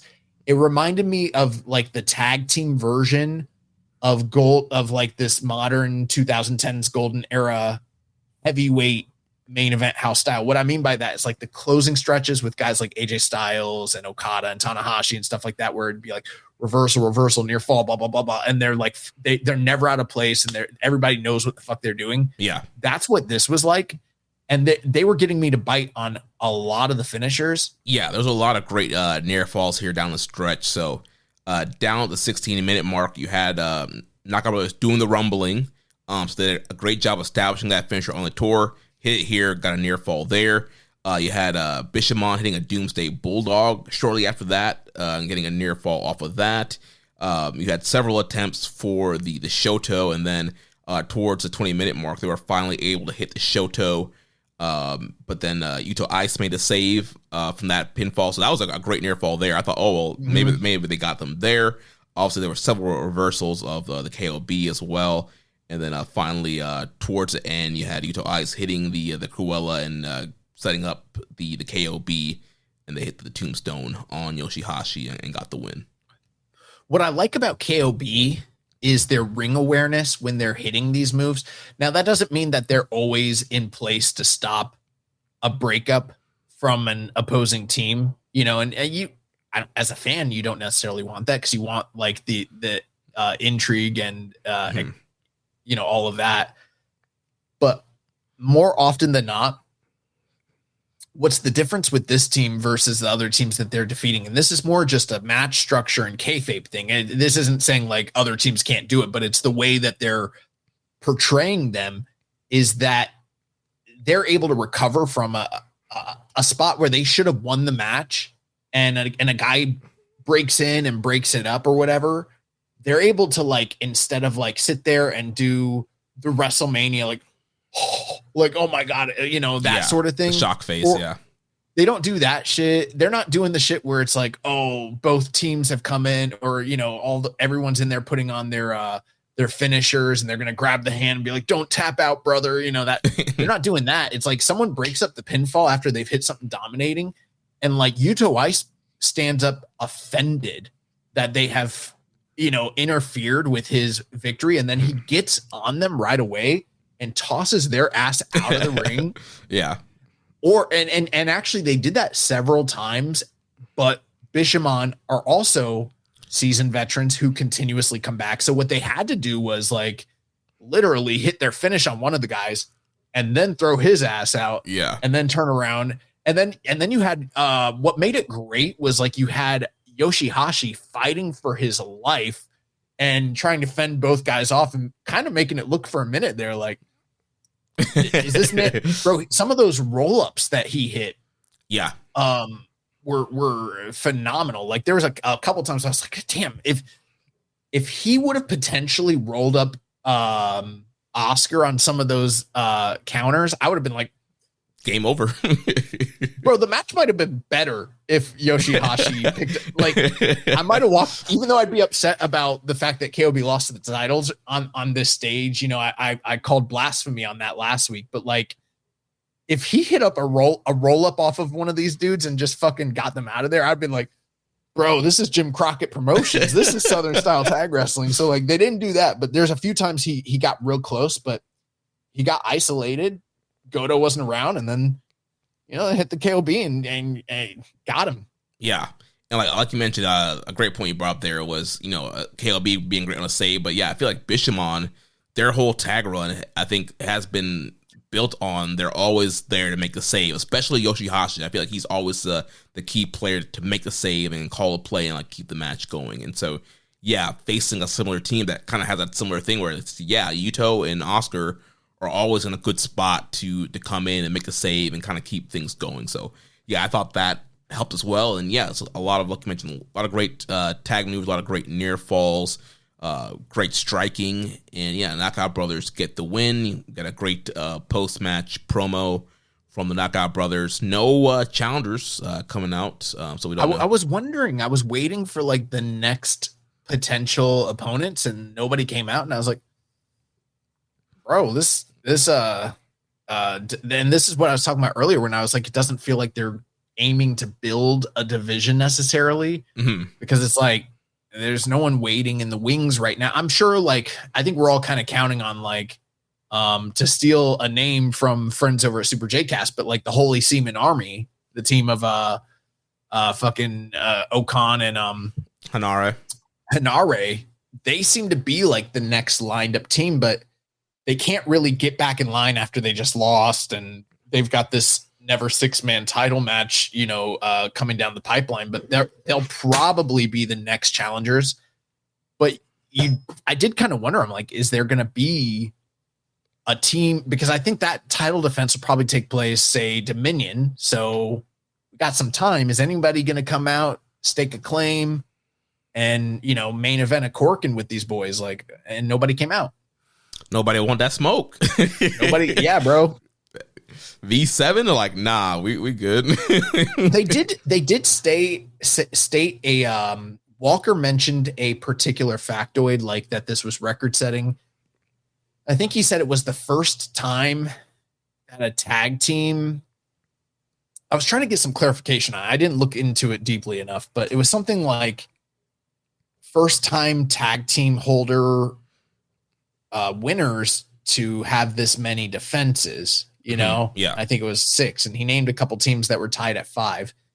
And I didn't totally I was like, I didn't understand the factoid actually, because I was like, it wasn't Giant Bernard and Carl Anderson. Like, they only held the title one time. That was their first time. So I'm assuming that he's got his facts right, and I just wasn't understanding the specific criteria. Like, I don't know if it's that this is their first titles ever. They've never won any belts in the company, unless you count Tamashi.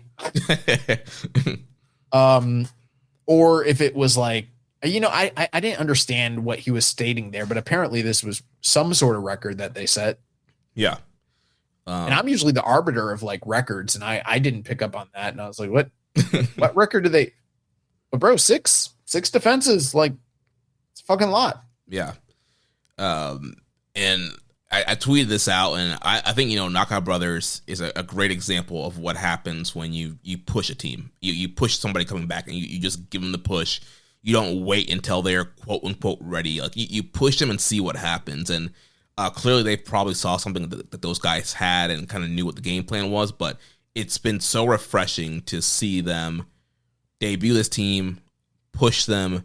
They're just beating everybody. They're being elevated, and now they're stars in the division. And this couldn't have happened if they'd done the same thing they've done with all the other young guys. And like, all right, let's, have them get close to beating somebody but lose, and kind of have them struggle along the way. They're still kind of, young lions because they're just fresh from excursion. Like, no, these guys are killers. They came in, they mopped the division, and now they're stars. Okay, I agree with your sentiment, but I'm going to play a little bit devil's advocate, because I don't 100%. I agree that they should be less cautious and less, reticent to push guys, for sure. Mm-hmm. But that statement, luck is when preparation meets opportunity. Mm-hmm. That thing that you said where it's like, sometimes they look at guys and they're like, they're not ready. You would have to be brain dead to have seen Yuto Ice and Oscar walk into this company coming off excursion and not thought that they were ready. So it's like, on the one hand, I do give Gato and, the booking committee some credit for actually like taking a chance. But at the same time, I don't too much, because number one, it's tag team division. It's not really a tag team company. Right. The stakes are lower, although this is an act that is helping to really like bolster the roster and is semi-main eventing and headlining shows. So you do want to give credit where it's due. But the other thing too is like, they kind of got gift wrapped guys that got it and that are ready. Whereas like, I can't say the same thing about like, you can criticize them and be like, why the fuck didn't they push Yuya? But since he's come back, I just don't, I'm not counting him out. I'm not selling my stocks like MJ, but I'm also like, if they pushed Yuya out the gate, do you think he'd be doing this kind of business? Like, there's a lot of guys that have come back and just weren't ready. Mm-hmm. The last time I can recall anybody coming back from excursion and being this ready, like this level of ready, was like Hiromu a decade ago. Yeah, and I get that. And I'm not saying that like Yuya would have, won the title and changed business, but I feel like it would have helped his perception in the company had he come back and had a stronger start, not be the wacky roll-up guy, and not constantly be losing. It's like Yuya goes into a big match. I'm like, all right, do I really believe that he has a chance at all at winning? Or if he does win, is he just going to do some kind of banana peel roll-up and win? Like, there's not this firm, like, confident pushing behind him, and maybe he's not ready, but I do feel like there could be some less cautious out the gate. And I'm not saying you rocket strap him to the world title right away, but give them some wins, give them some momentum, have them beat some lower card, mid card guys and establish them instead of them constantly losing or kind of lucking their way into wins. I agree with you in that aspect, but I also think that it takes two to tango. You know what I mean? When I said earlier that preparation meets opportunity, that's luck. What I mean is like, in order to push a guy, sure, there's validity to what you said there. Like, you push the guy, you kick the tires on them, you try them out, see how it goes. But there is personal accountability to these talents to be like, you want to be a star, go out there and fucking be a star. You know what I mean? Yeah. Tsuji got it. Gabe Kidd got it. But there's a lot of guys from that generation. I could even say, even though the work, and it has improved over the years, and he seems to be in a holding pattern at this point and kind of just like, basically resolved to be where he's at. But like at one point you could say Okan got it. Mm-hmm. But there's a lot of young dudes that have come back and be like, I wouldn't fucking push them. Not to that level now, because they're not putting the pieces together the way that you look at a Yudo Ice and you're like, bro, let's print money, bro. Yeah. And I feel like, with Tsuji and Gabe Kidd, again, those are two guys that, they did get it, but look what happened. It took them this long to get Tsuji to the title, where it's like they saying he should have beat Sonata. Oh, yeah. I'll see. That's his, hindsight's 2020, but like, yeah, he for sure should have beaten Sonata. He for sure should have bossed. Bro, can you imagine how much better the Wrestle Kingdom main event would have been? Even and who knows, in this alternate timeline, it doesn't even need to necessarily be Naito that he faces, although that would have been cool. Yeah. But how much better would that Wrestle Kingdom main event have been if Tsuji was headlining there? Yeah, that could have totally changed the game there. And then with Gabe Kidd, I mean, after the Kenny Omega match, like, there should have been more done with him. And also, I know a lot of other outside factors affected his push, but that's another guy that very clearly got it from the very beginning, and you could tell he was going to break out, and then he did break out, and they didn't do anything with him. So I do think there's cases there where it's like, yeah, there are some guys that do have the goods, and they still don't go all the way with him right away.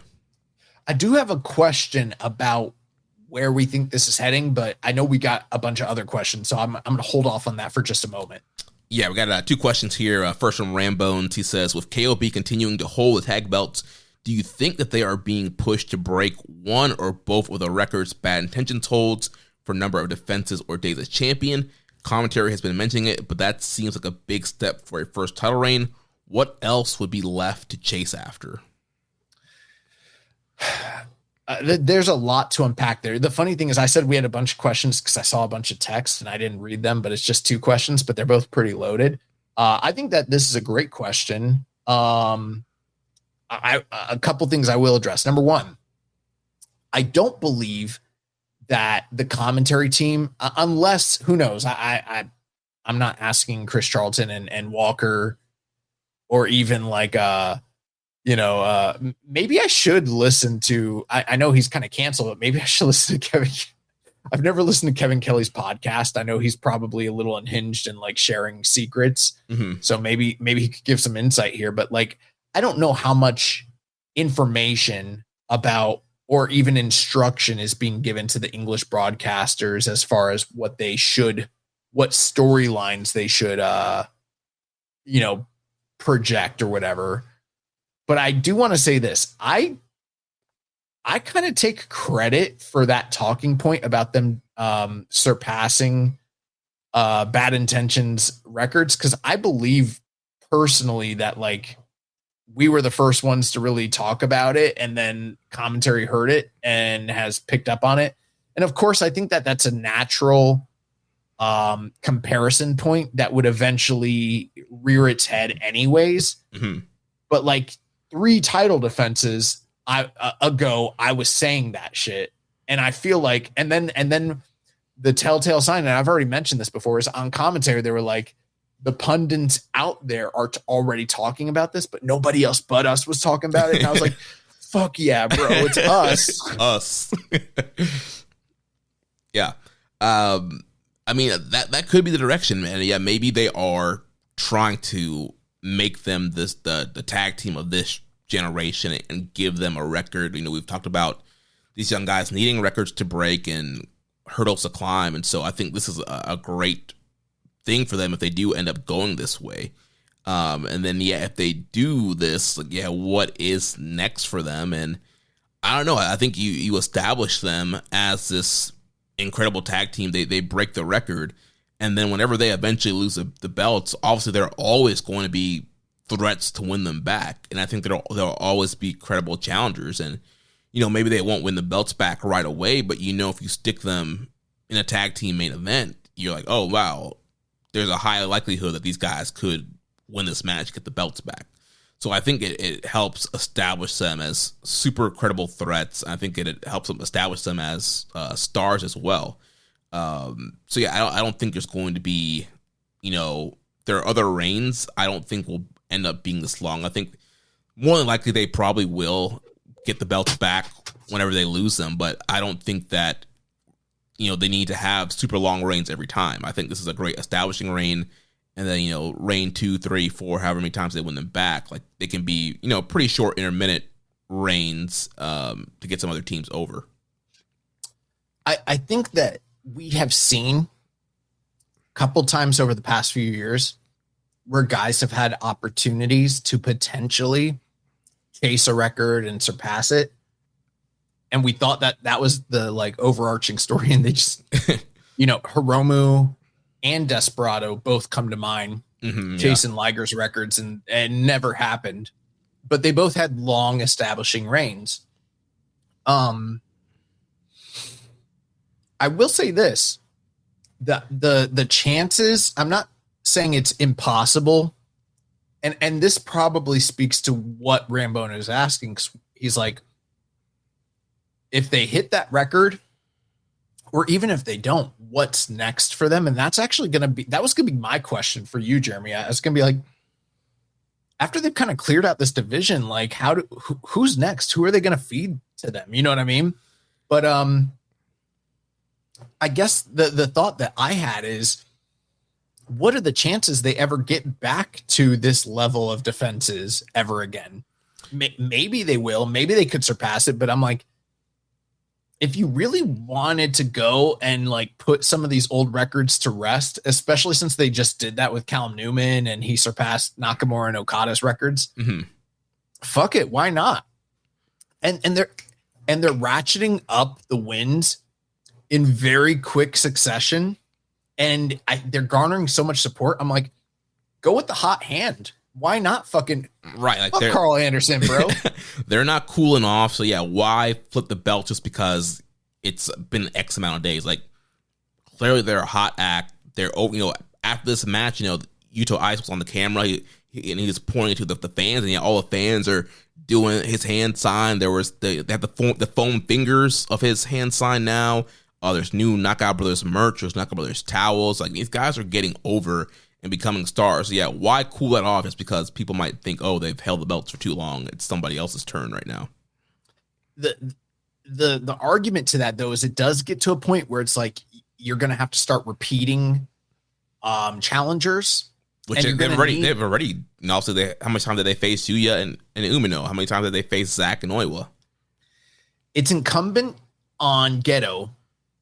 If you have a hot act, right? He has shown through the years that he is not always perfect at this, but when he isn't, when they as a booking committee are invested in a particular top guy, and they know that they need to start building challengers that can be credible for them to draw money, they can do that.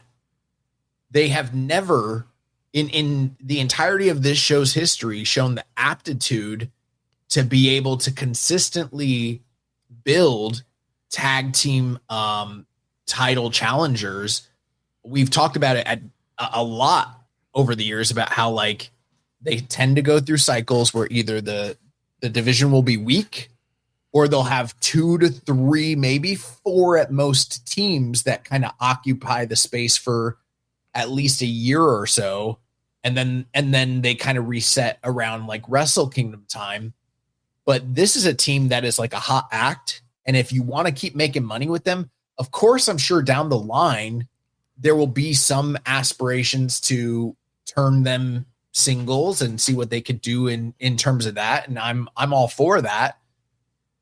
But since they're so hot right now, this is really the impetus for New Japan as a creative to push tag teams. That's why it was off the cuff, but I mentioned them doing like a single night, single elimination tournament.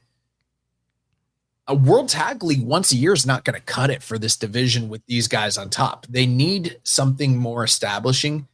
Of course, you can put a Band-Aid on it and bring in some outside teams from time to time. Mm-hmm. And I'm for that too. But they got to be building tag teams for these guys. And right now, it doesn't necessarily feel like they're doing that. Yeah, I mean, how would you feel about Oiwa and Hartley Jackson challenging and potentially beating them? On the one hand, I'm a big fan of both of those guys, right? And I also dig both of them from an underdog perspective because Oiwa hasn't been able to overcome Yota. He has as a singles, but not in the tag team realm. And obviously Big Jack has never really had significant success in this tag team division. But so, I'd be pulling from them like the little engine that could, Yeah, I believe I can, but it's sort of like, I don't believe you're going to beat them. And if you do, unless you guys really deliver, I'm sure the match would be great. You know what I mean? Yeah. But I don't know. They need something fresher.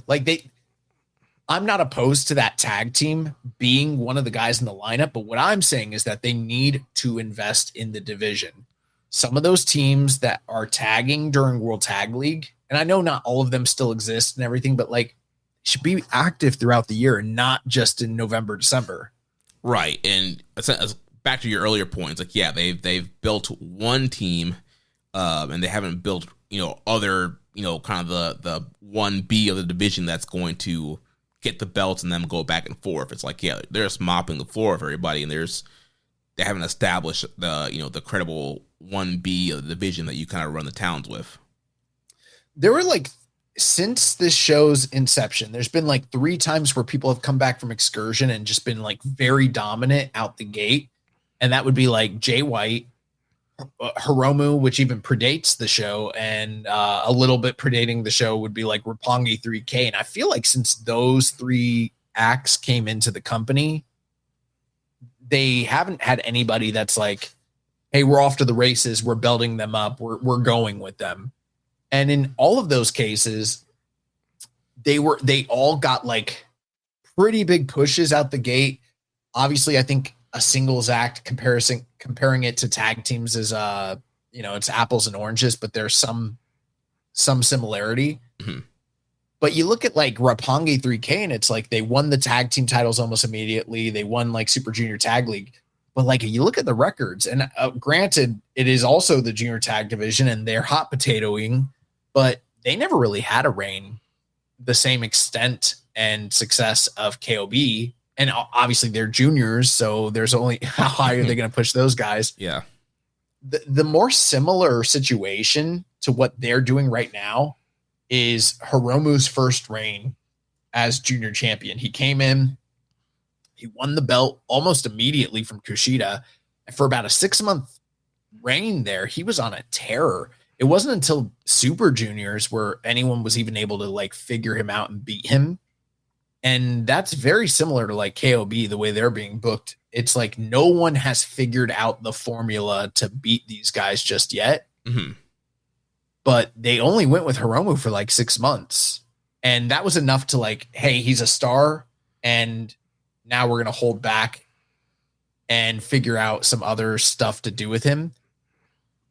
my question to that though is, with a tag team, do you is it a little easier to have them tread water because they can just, when they're not in the tag team title picture, they can just do multi-mans and kind of just stay a hot act and sort of bide their time? Or is it like there's not really anything meaningful for them to do when they're not in the title picture because there's not really a division, you know? Yeah. I mean, I do feel like they've done a good job of, like, up until this point of lining up the next team and having challengers ready for them. But yeah, now we're to the point, there was no post-match challengers here. And yeah, what does the future look like? I think another team that we got to mention is War Dragons, Shingo and Drilla. And Drilla's coming back on the tour. Shingo also is challenging Callum, but I think most people think that Shingo is losing that match. So do you do something with War Dragons after this tour? They get back together, and also I know they're the same faction, but that lends into the whole, Unbound doesn't feel totally like a unit. We do know that the LIJ mentality was like, let's face each other for fun kind of a thing. And so do you do, and War Dragons, they did beat Hanare and Okan in their last, straight up 2-on-2. So do you run that out as the challengers and have them, is that your Dominion match, Unbound versus Unbound, KOB versus War Dragons? Well, Shingo's already like laid the gauntlet down, been like, I don't give a fuck if you're in my faction or not. Tsuji, you're gonna come off that belt. You know what I mean? Right. If Tsuji had retained, then Shingo was gonna challenge him. Yeah, Shingo was gonna be challenging for that title. With that being said, though, I think that this is a positive sign. The fact is, this is an act. It's got over. Fans are invested, so much so that we are questioning, okay, if they lose in June or whether it's in January, two different scenarios, what's next for them? Because people are invested in their story arc. They're invested in how do we progress their growth? And that's a good sign. And it is something where if we're all thinking about it, then the committee should also be thinking about it as well. Yeah. Next question here from West Commission 7252. Did at any point of the tag title match had you going that KOB were dropping the titles to Bishamon? I thought twice in the match that KOB were dropping the titles. I mean, I already answered that during the review, but yes. Yeah, that Shoto spot towards the end, that got me.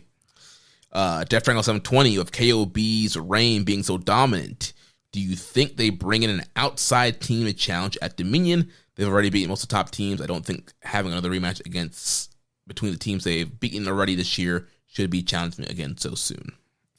Well, we've already named two potential title challengers for that show, Holy Seaman Army and War Dragon. So some opportunity there. Could they bring in an outside act? Yes. But I would struggle to think of what team that could possibly be that would be potentially meaningful for like a Dominion level show. Yeah.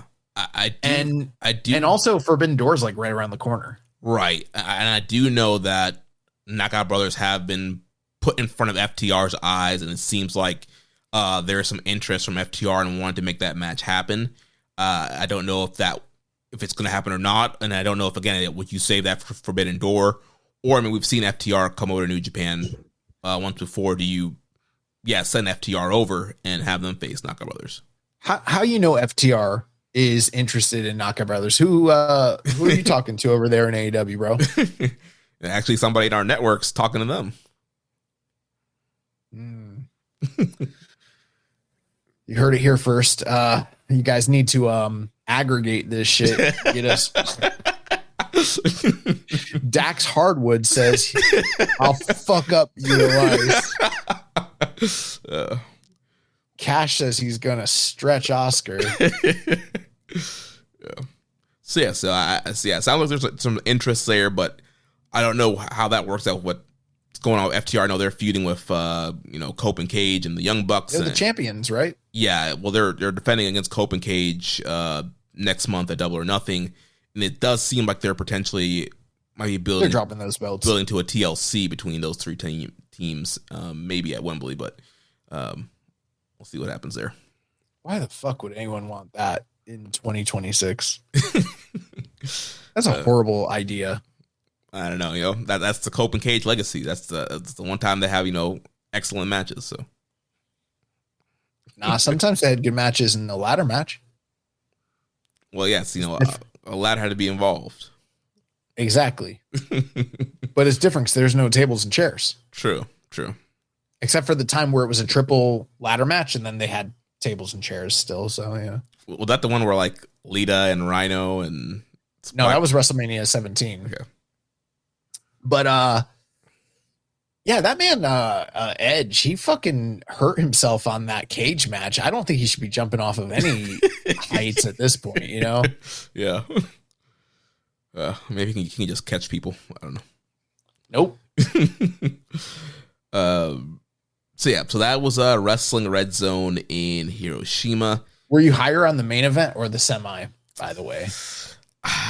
I think I was slightly higher on the semi. Wow, I figured. Main event mop that shit. No, it is really cool though, because I was expecting the main event to be a bit slower, and it was obviously a different style, but they worked their asses off. Like right. They were working.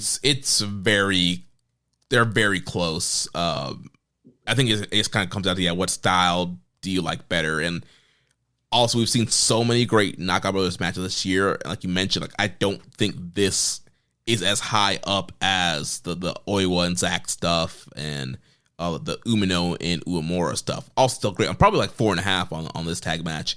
But yeah, we've seen them a little bit higher. So, but I don't know, the junior tag match. I just thought those guys just really blew me away. Well, yeah, all four teams really delivered this night. So, great cap to a Road to. Yep. And then we had another Road to the following night, Sunday, April 26th, from KDDI Ishin Hall, reported attendance of 737. There was no English commentary, but luckily I understood.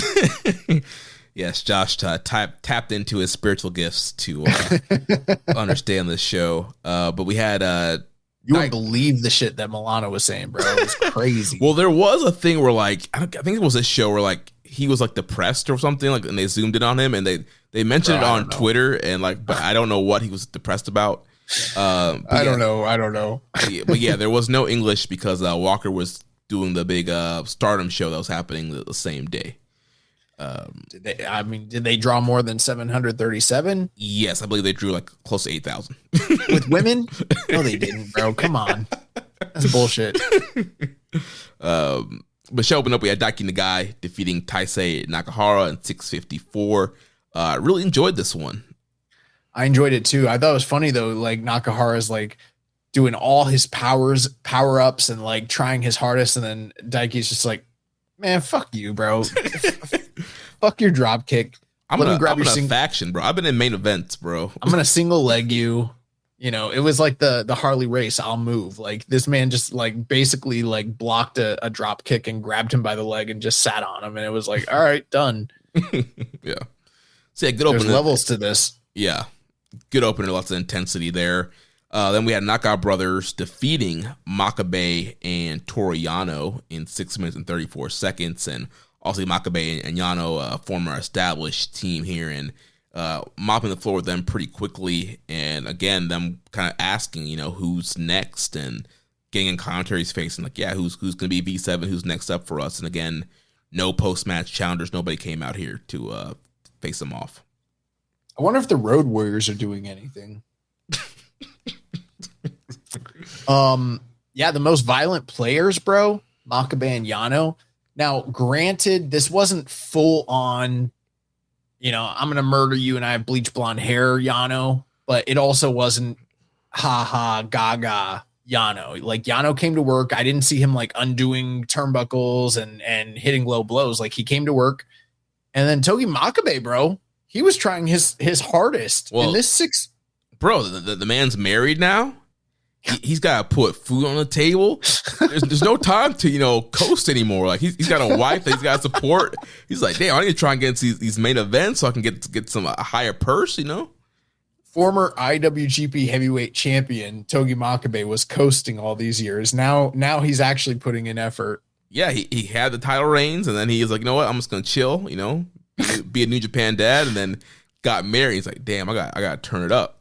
If we find out that he is no longer on television doing the cooking shows and that revenue stream has gone away, it'll make a lot more sense.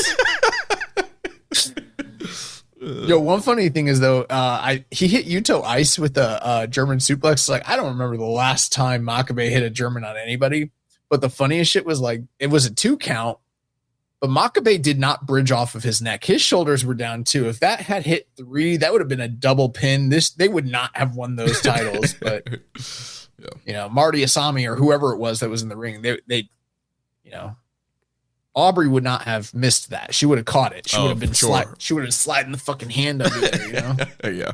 His shoulders up. Yo, bro, she's the shittiest referee, bro. I don't know. I feel like there's way worse. No, there's not. The most I'm going to get myself over referee I've ever seen in my life. I cannot stand watching her as a referee. Like the facial expressions and the over exaggerated, like every single thing. Like, bro, give me Bryce Remsburg any day. He's pretty exaggeratory too, but I don't know. Not the same level, bro. Watch. I dare you. Next match, just watch her. Just watch her. This is the most like, this is awesome chanting referee you've ever seen. Like, I'm going to get myself over in this shit. Like, she does not enhance the match whatsoever. She's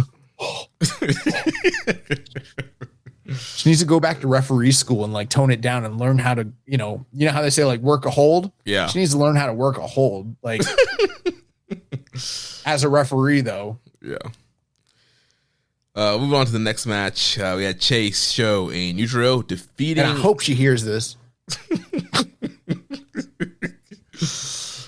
Defeating Shota Umino, Tomoyaka Hanma, and Yo in 9 minutes and 20 seconds. So again, just more of building up Chase for Takeshita and Umino being in Takeshita's spot. The only thing I'll say about this one is Umino a few nights prior, for some weird reason, was just wearing a red jacket that didn't match his gear, and they even pointed out in commentary, I think it was the night prior, but brought out the white robe, for Ishin Hall. Yeah. So following that, we had Okan Hanare and Jacob Austin Young defeating Bishamon and Tatsuya Matsumoto. So once again, continued build for the Never Six-Man title. So Okan Hanare picking up some momentum going into Dontaku. Then after that, we had Harley Jackson, Fujita, and Eagles and Oiwa defeating Asuda, Taguchi, Taichi, and Yuya Uemura in 14:47. So a lot of guys there getting ready for Super Juniors, Eagles, Fujita, and Taguchi. And, once again, we're seeing, Taichi and Yuya team up together, and Hartley and Oiwa team up together. So I wonder if something's coming with those teams. Then after that, we had Aaron Wolf. I got complete from the network, but I'm back. He said you got booted? Yeah, like everything just shut off. So after that, we had Aaron Wolf, Master Wato, Bolton Oleg, and Tiger Mask going to a no contest with Fale, Doki, Narita, and Yoshinobu Kanemaru. And then you had like all the Hantai guys kind of running out as well. And Umino and some other guys who had matches earlier came out as well. So building up to the Lumberjack match. I didn't, because it was all Japanese, I don't know what was said in the post-match, but Tiger Mask seemed pretty fired up. There's a part of me, though, I want to go back and watch the the backstage comments, because I'm like, they should add a mask versus mask stip to this shit as well. I thought that's what they were going initially, where Tiger Mask on the mic the previous night. I thought that's what they're going to, but he did the Lumberjack challenge instead. Well, bro, add it on top. You know what I mean? Title versus career versus mask versus mask, with a lumberjack. And, all lumberjack matches in New Japan, whether you know it or not, they're death matches. Right, yeah, lumberjack death match, yeah. Lumberjack death match. So, let's get it rolling. Let's see what Tiger Mask looks like underneath that mask, Yeah. Yamazaki. Then the main event was a build-up for the IWGP Heavyweight title match with Robbie X, Shingo Takagi, Taiji Ishimori, and Yota Tsuji defending against or defeating United Empire team of Callum Newman, Francisco Akira, Jake Lee, and Zane J. So obviously Akira is also, he's getting ready for Super Juniors as well as Ishimori and Robbie X. And then Newman and Shingo build here, and obviously Tsuji is facing off against Andrade, who technically is part of United Empire. So kind of makes sense. Again, that proxy shit. Yeah. But, Shingo and Callum, we've known this for a while, since their one and only G1 match. People didn't like it at the time, but when it comes to the, running spots against one another, they're very good at that aspect of things. And that's really all that's necessary in these preview tags. And I thought they, for what they were doing, it was pretty exciting. So I'm looking forward to that match still. But going down the stretch, and this is a credit to him, when Zane J, I should have been like, because I thought the match was flowing really well. I thought it was like really good. Mm-hmm. And Zane J tagged in against who picked up the win over him? It was Shingo. He did the Princess Curse. And when he tagged in, I should have been thinking like, ding, ding, ding, green boy gets the tag. It's the same old, Young Lions formula. But even, I guess I've bought into the idea that Zane J says, I'm not young lion. I didn't even think about the fact that he's a young lion. I was just like, all right, well, I just thought it was the next segment of the match and it was just going to keep going. Mm-hmm. I'm like, they're cooking. But then all of a sudden he got pinned quick. And I was like, oh, that's right. He's the weak link. I fucking forgot, because he doesn't look like it. You know what I mean? Right. And he's been doing a great job of projecting. And he's another guy, a young guy that's, I feel like he gets it and he's building this persona and projecting really well. My understanding, and I could be wrong here, but I think I heard this before, was that like he didn't watch wrestling. He wasn't like a fan before he like got into the dojo. I think he's like one of those guys that was like an athlete that like, the pipeline of, following, your athletic career end. So then you jump into pro wrestling. Mm-hmm. And, I think Kevin Knight also was another guy who like wasn't a wrestling fan. So like, let's get these non-marks into the business, Yeah. But yeah, he looked good here. Yeah, closing stretch. Shingo hit the Princess Curse and then the Man in Japan to get the win. And on Twitter, Shingo was like, that was not the Princess Curse. That was my DDT. The Takagi style, the dangerous driver Takagi. Yeah. Well, I heard them calling the maiden, what was it, Glasgow, Winnipeg? Made in Essex. Yeah, made in Essex. So I'm like, appropriation doesn't just go one way, buddy. Yeah. Yeah, post-match, Callum got in Shingo's face. He got a little promo as well. So getting to the final build to this matchup here. And we had a question from Les Commission 7252. What is your excitement level for the rest of the Dontaku Tour? What matches are you looking forward to for the rest of the Dontaku Tour? The cards the next few days seem lackluster except for the final night.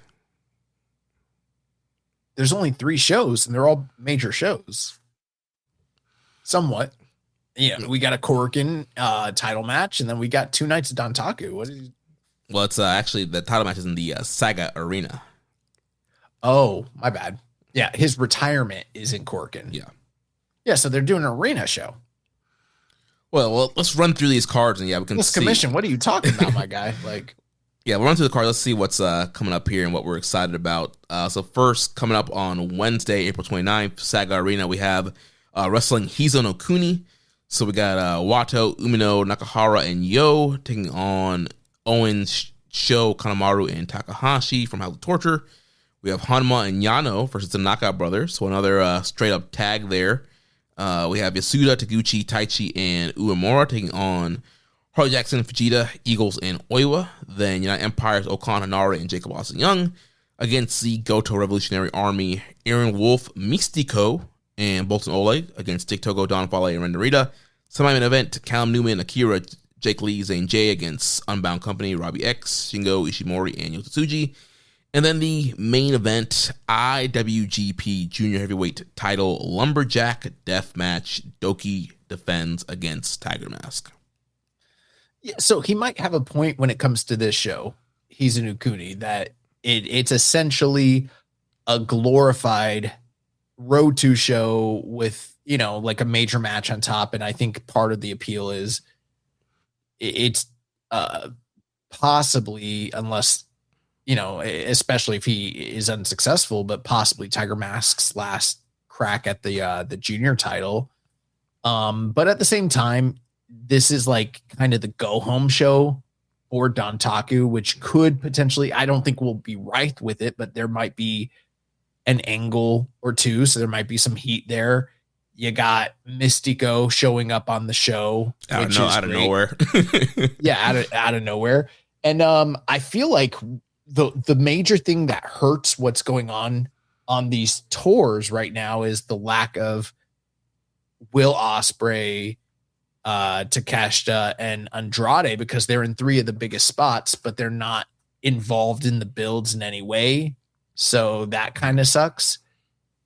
But other than that, and then the fact that it's a cause and effect is what's happening, is because those 3 guys are getting highlighted. It means other people in the company are kind of like, for right now, like KOB, Yuya Uemura, Taichi. There's people like that who are kind of like, they're waiting in the wings because there's going to be less spots for them to like be in highlighted matches because we got those other guys. Plus they're not there to be involved in their feuds and build them. So that, I think that does hurt the tour a little bit, but overall I still think the tour has been good. I think they're telling good stories.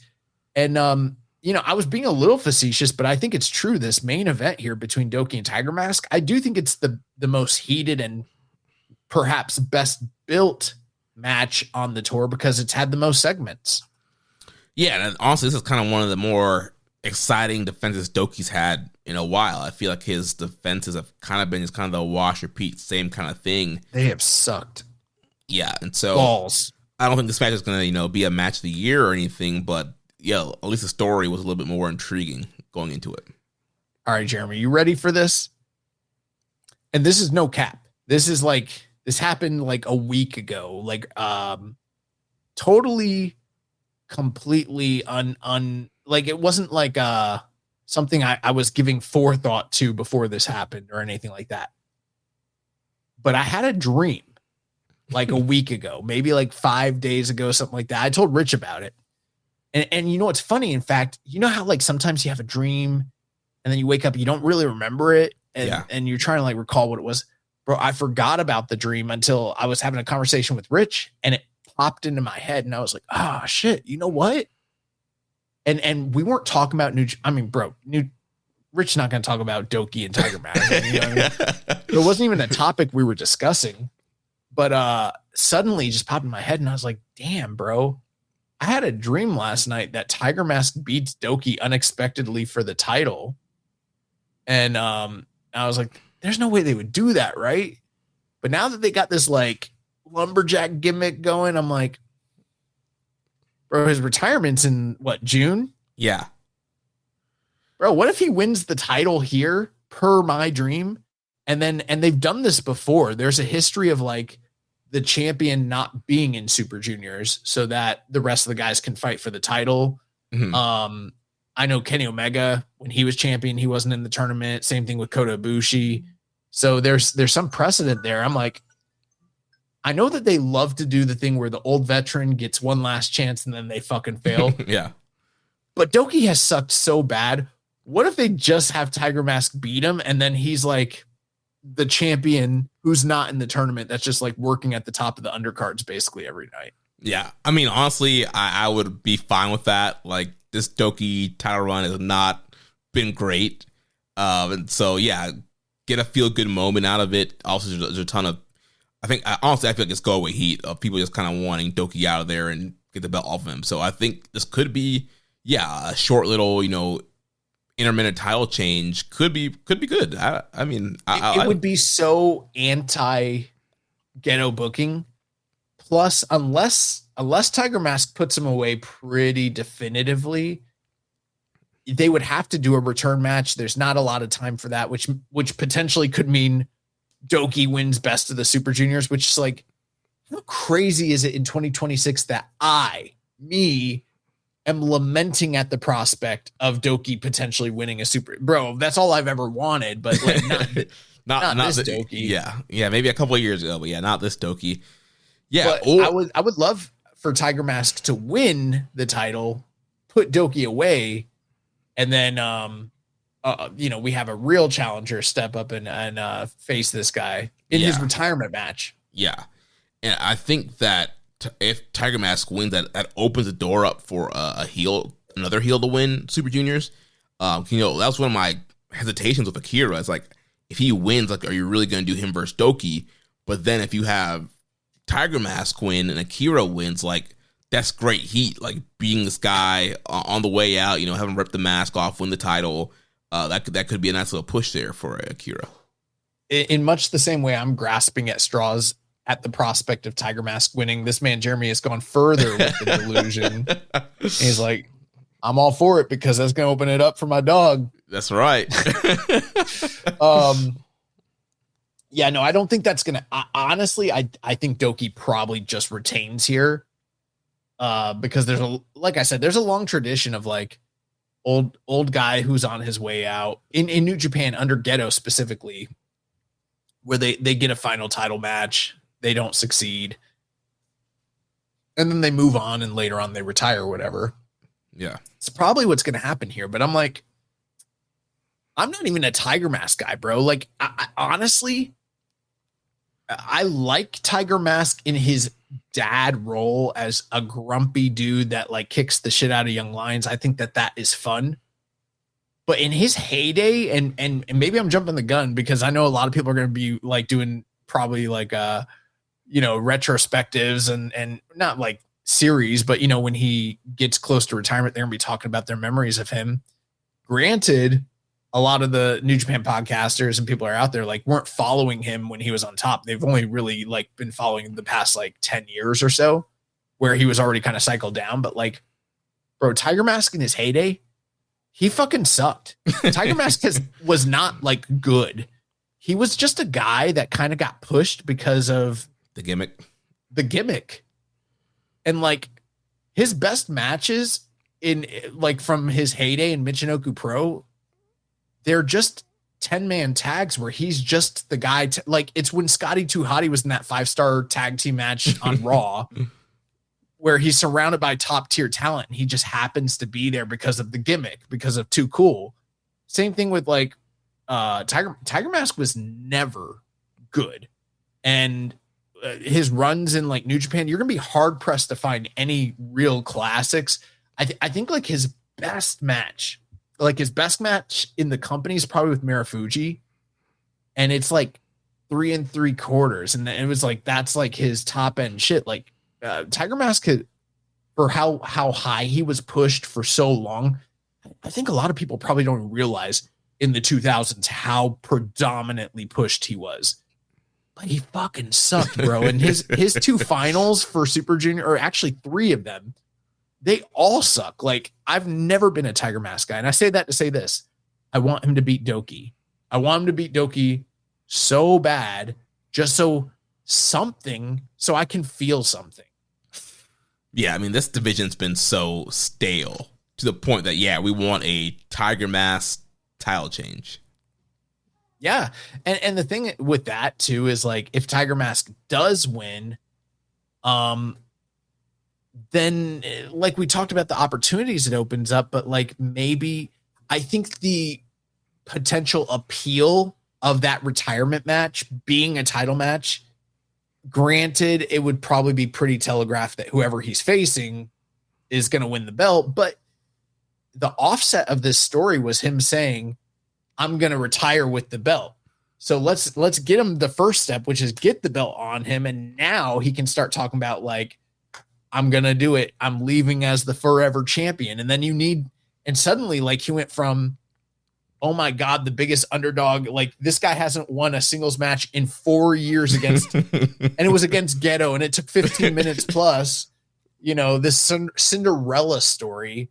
can't believe this guy finally overcame the odds, to suddenly it's like within a month, it's like, all right, Fujita, we need you to go out there and defend the honor of this company. Don't let this dude take the belt with him, you know? So suddenly it's going to change to where it's like, we need somebody to potentially beat him to keep the belt here. Granted, of course, you could do a heel facing him, but it could work the other way too, with like a baby face being the challenger if they were to potentially do that. Yeah. And I think it's very telling that we're only excited about the aspect of what happens if Tiger Mask wins. We have not even slightly, and there's not much to discuss. We haven't brought up, well, if Doki wins, what's next? Like, oh, Super Juniors, and I don't know. Yeah, just shit. More slop. Well, let's move on to previewing both nights of Wrestling Dontaku, and both of these shows will be happening at the Fukuoka Convention Center. So night one will be happening Saturday, May 2nd. Show open up with Ryusuke Taguchi, Taisei Nakahara, and Tiger Mask taking on Master Wato, Toriano, and Yo. Then we'll have Masasora Yasuda and Tomioka Hanma taking on the Knockout Brothers. So again, another straight-up tag for Knockout Brothers. Then we got El Desperado Mystico, Taichi, and Yu Uemura against TMDK's Hartley Jackson, Ichiban, Sweet Boys, and Roy Oiwa. United Empire's Great Okan Hanare and Will Ospreay will be taking on the Goto Revolutionary Army. Then we'll have Konosuke Takeshita and Shota Umino taking on the House of Torture, Chase Owens and Yoshinobu Kanemaru.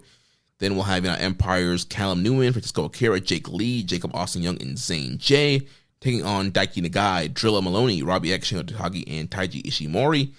Then we'll have Don Fale versus Aaron Wolf, the never openweight title match with Ren Narita defending against Bolton Oleg.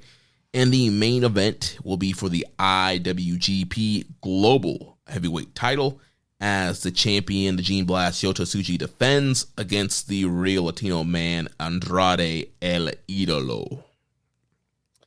I'm sorry, this is going to be embarrassing for you, Jeremy, but you got these dates wrong. I do? Yeah, so the first night of Dontaku is May 3rd, and the second night is May the 4th. Be with you. I thought the shows are Saturday and Sunday. Nope, they're Sunday, Monday. That's what it says on NJPW World. All right, well, Sunday, Monday then. Which and you know what? The reason I picked up on this so quickly is because before the show started, I was looking at what do we got to watch next week, and I was like, "Fuck, Dontaku's on Monday." Like, and that's gonna be a long ass show, and I work that. How are we gonna do that? Yeah, we might need to record Tuesday. But no, I think this show, I could see how some people might be looking at this and be thinking, like, depending on what your mileage is with House of Torture, you're like, a Fale, then an Arita singles match. This tour sucks. Yeah. But I think it's going to be good. I think that there's some real stakes. The top end stuff will mostly be good because you got the intrigue of what's going to happen with Will Ospreay in that never 6-man tag. Don Fale is going to get his ass suplexed and handed a big loss by Aaron Wolf. Narita is that's going to suck, but he's going to do some slop shit and beat Oleg Boltin, but we're probably going to get a big angle between him and Wolf to set up whatever, their match at Dominion. Mm-hmm. And then, the Tsuji and El Idolo thing is like, it's a return match of something that was pretty definitive, but, circumstances kind of necessitated this match to happen. Did you hear the rumor? And I'm not reporting, I've heard it other places. Like, I'm not taking credit, but like, I think there was a rumor that New Japan wanted it to be Finley in this spot. No, I did not hear that. Yeah, that's my understanding, is that they wanted it to be Finley. I think partially because it's like Gabe, War Dogs, but I don't know who put the kibosh on it. It could have been AEW, could have been Finley. If I was Finley, I'd be like, I just left. Fuck you guys. I'm not coming back already. just to win a belt that I like put on the map in the first place. And it's like, you know, but yeah, I think the show overall isn't like terrible, but it also isn't like top tier Dontaku for night one. Yeah, and honestly, I think it's a situation that we always mention. Like, it would be better if it was just one night and you put all the best matches on the one big card. But I guess you could see the argument for you want Tsuji to get a main event as well and give some of the other matches spotlights. But yeah, I feel like overall we could have gotten like one great card out of some of the big matches that they're pushing here. Any predictions you have for night one? Also expecting Aaron Wolf to beat Fale. I mean, if he doesn't, that's like, what are we doing here? But yeah, I think Wolf will beat Fale. There's definitely potential to do a Heyman special for that to bleed into the Never title match. But yeah, I think Wolf will beat Fale. I mean, there's a weird off chance to have Bolton win and do Bolton versus Wolf, but I think the clear cut is Narita's going to retain, and then yeah, Wolf comes back out, and then that's your Dominion TV, on primetime title match of Wolf going after the title again.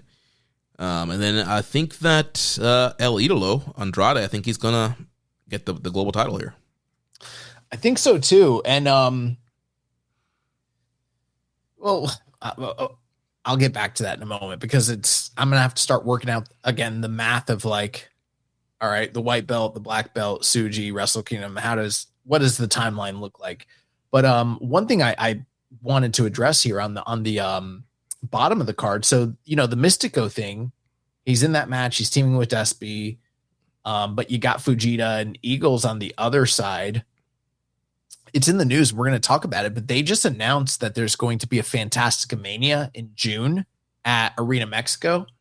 And I know that in the past, they've liked to have luchadors, especially Mystico, come in and like set up stories. What are the chances that like him being in this match is like potentially, I don't think I've ever seen him and Desperado interact ever. I could be wrong on that. But what if they're like trying to set up a match between them for like Arena Mexico, and that's why this is happening? I think that would be great, and it makes a ton of sense. Yeah, why Mexico has kind of just been dropped off on the end of this tour out of nowhere. Yeah, and then when you consider that that's a big like spotlight match, then you're gonna have the 6-man tags, which is like, I kind of think Goto Revolutionary Army will retain. Well, that's not the title match. So that's the preview match. Oh, my bad. I read that wrong. I thought it was happening on the first night. No, that's the preview match, because Bolton is the third person of that team. You're right. Yeah. Yeah, Tatsuya Matsumoto's a never 6-man champion. So yes, I mean, also Ospreay and Hanari Okada will definitely win that preview match. So really, it's just the top 3 on this night that are like the business end, and everything else is like previews, road to tag level type shit. Yep. The main event here is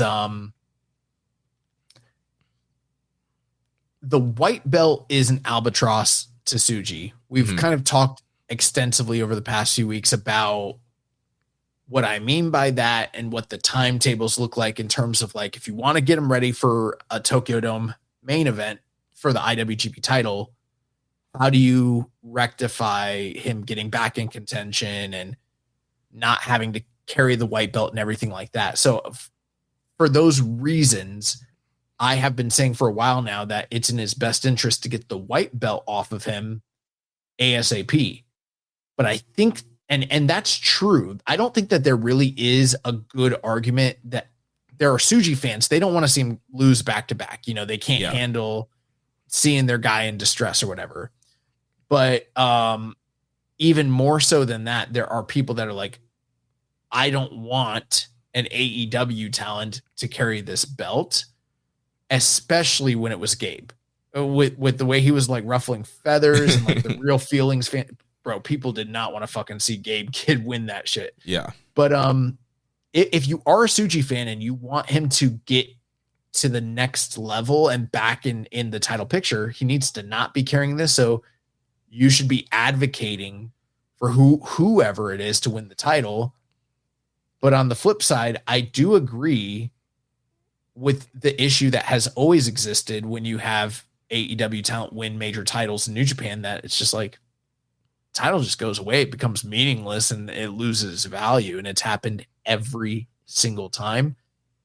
So I guess that's the sacrifice you're having to decide, is like, if you want Tsuji to be rebuilt, he's got to drop this title, but they booked themselves in the corner. So it's like, I guess we're going to see the white belt defended on Collision and shit. I don't know. Yeah, I mean, I think the bigger need here is to get Tsuji to the next level. So yeah, I would have him drop the belt here and potentially get him in line to either challenge Callum again or potentially win G1. I think with Andrade, I think the good thing is that Forbidden Door is right around the corner. So I don't think that title will be on ice for too long, and potentially you have him drop it to whatever New Japan guy on that show to get it back onto the New Japan side of things.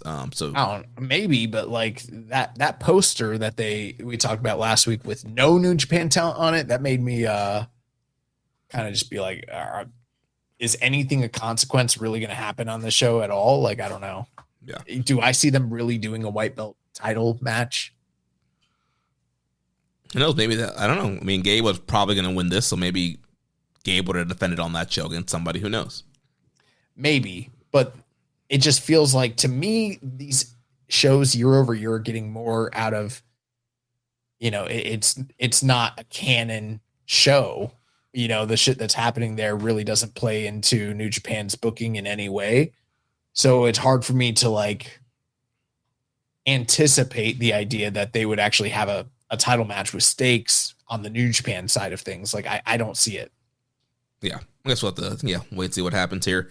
I had a question from Siamese Twin Cobra. It says, look like Tsuji and Kid are using the AEW relationship for better or worse to fuel Forbidden Door interest. If so, do you think this will work? Why or why not? I think that's a good way of looking at things, but I'll be honest with you. I don't think that's what they're doing. Like, I think Kid more than Tsuji, because I think obviously Kid coming over in the AEW shirt was all angle. I feel like that could be potentially used to build Forbidden Door. Whereas Tsuji's been saying, he doesn't rock with AEW and doesn't like how the relationship is currently set up. So I don't necessarily think he's building. I think he's just kind of being Tsuji and saying his true feelings on the partnership. Well, while I agree that I think Kid was, working the angle of the gimmick because of the situation and his return and everything, that's true. I also think that he also has bad feelings because of the promo and some of the things that we've heard about frustrations over the past year. And then the stuff that he said in his last promo before he left, to go back to AEW, where he was like, this fucking company like killed my drive and my motivation and broke my heart and all that shit. I think that some of that is very much rooted in reality. So that's why I'm like, I don't see this as these guys building. I think that Kid was building a match.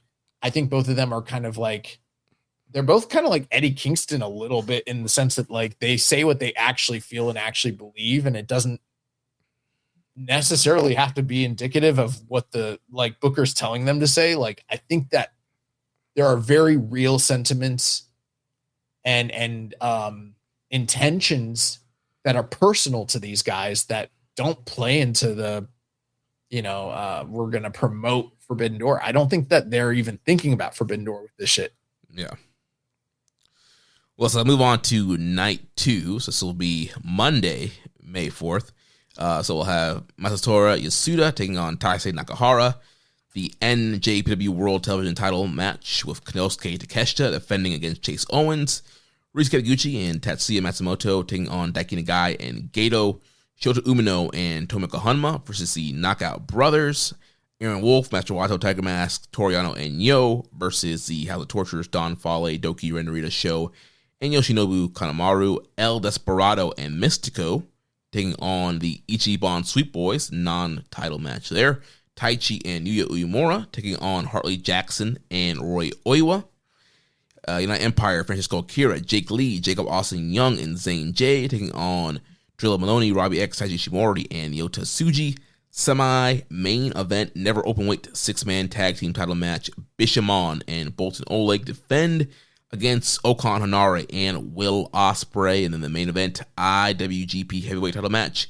The Prince, Callum Newman, defends against the Rampage Dragon, Shingo Takagi. General thoughts. Happy to see Yasuda and Nakahara kind of continue that heated rivalry we talked about.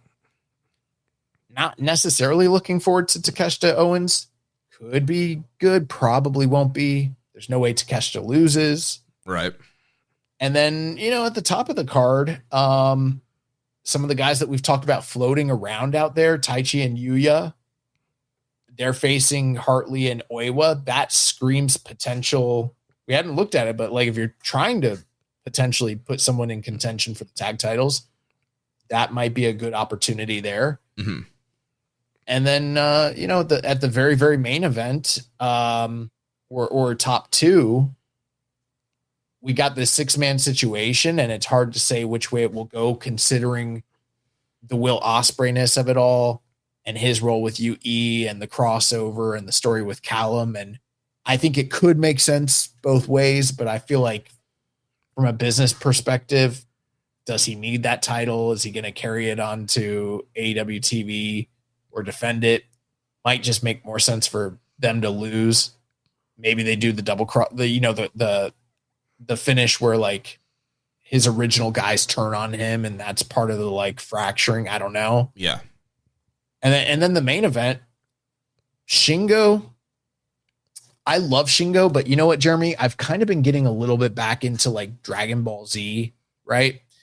And there are certain characters that just were like killers at one point. And this is like a trope of Dragon Ball Z, is like someone will be really significant and then Goku beats them. And then once Goku beats them, they might have their moments, but they never get back to that level. It happened to Yamcha, it happened to Piccolo, it happened to Vegeta, happened to Frieza, happened to Cell. Like there's a ton of guys where he just like, they were a big deal. Yeah. Tien, like, and then he beats their ass and they're done. Shingo's kind of like that at this point. I don't think people are necessarily fully picking up on it, but it's like he won that title during the pandemic and was a big deal. He carried the company on his back. Went to the, he got his little Saturday WrestleMania Tokyo Dome main event against Okada where he dropped the belt. But Shingo has never been back in the title picture. Now, that's not to say he hasn't challenged for the title. He comes back every year. The record. Every year he gets one title shot, but he's that dude that they just kind of like dust off the shelf and like present him back out there. And bro, he's like Vegeta. It's like, he had the big run. He turned into the monkey, he beat Goku, but he got his ass beat by Frieza. He got his ass beat by Cell. He got his ass beat by the android, year after year after year. And all he wants to do is get back to the pinnacle where he can be like the top dude. And he can't. And he can't. And then, just like Vegeta, he gets married. Yeah. So, Shingo is basically here to put this kid over. And I think it's going to be, I do think, considering the talent involved and their chemistry, I think it is going to be a great match. But it's like, I love Shingo. I think from a perspective of like, am I hoping for a great match? It's going to be a great match, but there's always a diminishment when you can't invest in the outcomes. Like you know that this is a keep busy, make good, gain some experience and give some reps to the kid type of match. That's about all it is. And, it'll look good for Callum Newman, but it's a foregone conclusion. Newman's beating him. Yeah, I mean, it would be very shocking. This man gets him up for Last of the Dragon and wins. I don't see that happening. And yeah, I get what you're saying where, you'd want maybe a more believable challenger or somebody you think could actually get a win. But I think the landscape and where things are at and where people are, like I think that Shingo was the right first challenger for him, especially kind of bleeding the whole Unbound rivalry with Tsuji into this thing here. I'm not quite sure who else you would have set up for Callum to be the first challenger. That is somebody who he can beat. Ishii. And that man's hurt. But yeah, John Cena was hurt, but he came back in the Royal Rumble and he threw out Triple H. Headline WrestleMania. Yeah, so I don't know who else would have been a really good first challenger. I think it's going to be a great match. I think it's going to accomplish what it needs to, as giving Callum a great first defense against a credible wrestler and as somebody, a former champion, somebody just an all-time, great legend. But yes, in the current standings, Shingo has no shot of winning this thing. Yeah, and you're entirely right. Like, there is a utility to why and how this match is happening because of who Shingo is, what he represents, and what he brings to the table in terms of like match quality and everything like that. So I'm not trying to shit on the idea of the match. It's going to do what it needs to do, like you said. It's just I'm just kind of being critical about the idea of like, you like for these big shows for you to have a little bit of doubt, be like, they could even, bro, we know Tiger Mask's not winning, but we have a little bit of doubt where it's like, bro, you never know. But like, there's no fucking way Shingo's beating him. And part of that is the story they've been telling us about Shingo for 4 or 5 years now, where it's like they have embedded this idea that he no longer can get back to that title picture. And it's not even his fault. But it's like I said, it's a guy they dust off because they need someone to come in, put somebody over, have a great performance. But it's like, I wish they could have rehabbed Shingo a little bit between whenever they would have started that push and him getting this title shot. And he didn't even go that, bro. He didn't even go that deep in the New Japan Cup. New Japan Cup. Like, he was just calling his shot, and credit to the dude if he's a real shot caller like that. But like, he didn't do anything to like actually earn this title shot. Yeah, and it seems like they were kind of going more the War Dragons route with them, and they won the match against O'Connor and Hinare, and there was no follow up. I know that Drilla had the torn tricep, bicep, whatever it was. But yeah, you got to play through that. Yeah, I feel like that's the direction. It seemed like they were going to do something with War Dragons, and so Drilla's back now. So again, maybe he loses here and he kind of goes back in that tag realm. Considering and maybe people think this is too high a praise because we've only seen them wrestle one time before, and I think we enjoyed it, but there's a lot of critics about that match. But a lot has changed over the past few years since their first G1 match. I think Callum Newman and Shingo are gonna easily like take this weekend when you compare it to the other main event. Not to say that Tsuji and Andrade won't be very good. It will be. We already seen it, and they'll have something to build off of. And plus, if you do remember, Jeremy, the one thing I did say is that I felt that match would have done much better in front of a Japanese audience than it did in the US. Yeah. So the environment will be better, and they've got that going for it. All that being said, I still think that Newman and Shingo are going to mop the floor with Tsuji and Andrade. Yeah, I think it's going to be a really great match. And I think, with their G1 match, if I remember correctly, like it was a pretty short match. And it was like 10 minutes, 11 minutes. And again, that match had a purpose in we need to give Callum some kind of credibility in the G1 to make his matches believable. Let's have him beat Shingo so people think he can beat other people. And it was kind of a quick match to kind of serve its purpose. So here, they're probably going to go 20 plus minutes. We've seen the preview tags. There's going to be some great reversals, great sequences.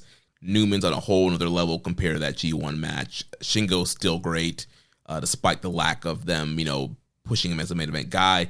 So yeah, it has all the recipes to be an excellent match. And yeah, I do think that it will be match of the weekend from these two shows and blow pretty much everything else out of the water. Yeah. It is interesting because it's like one of the only matches that it's the match I feel strongest that I know what the result will be. All the same, on paper, it's the most appealing stylistic match that, in terms of like if you're a fan of work rate. Yeah. Back to never 6-man titles. My gut says that the kind of the chalk pick is probably to have United Empire win and, put a title on Will Ospreay. But again, then, what do you do with the titles and Ospreay? What purpose does that serve? Right. But, what's been happening now in AEW, last week he wrestled Dungzilla. Dungsilla got the ref stoppage win, did the pile driver on the apron, and then you had the Death Riders, kidnapping Will Ospreay and having this whole sit down, and Moxley wanted Ospreay to be the weapon that he's meant to be. And Newman was tweeting out, go ahead and leave again. So there's something's brewing there. So kind of like what you were saying, maybe the more intriguing call is, you do have Bishamon and Bolton retain, especially if Bolton's losing the night before, have him, come back, get the win here. And then, you have Okan Hanare frustrated, and they work that man over and do the turn. It is interesting to just kind of consider. I know they're doing a little bit of a slow burn with this story, but like, how slow of a slow burn are we trying to like plot this thing out? Yeah. Is this a story that is like the full breakup of Ospreay and Newman? Is that not taking place until like Q3 of next year, so that we get to Wrestle Kingdom? Is that how long they're holding it off? Or are we going to see those, whatever the breakup angle is, are we going to see that here in like May, June before G1? So I think if they win, that kind of tells me the story is going to be pushed out a little bit, because now you've got to get to a point where they break up and they still have to be a little cohesive, and that's going to extend the story. But if they lose here, if you're trying to get to that story in like June, whatever that big, it doesn't even have to be the match itself, but if you're trying to accelerate things a little bit and really cause the rift, they should probably lose this match. And those OG guys, Hanari and Okan, they should turn on Will. Well, is it more important for them to turn on Will, or is it more important for Newman to turn on him?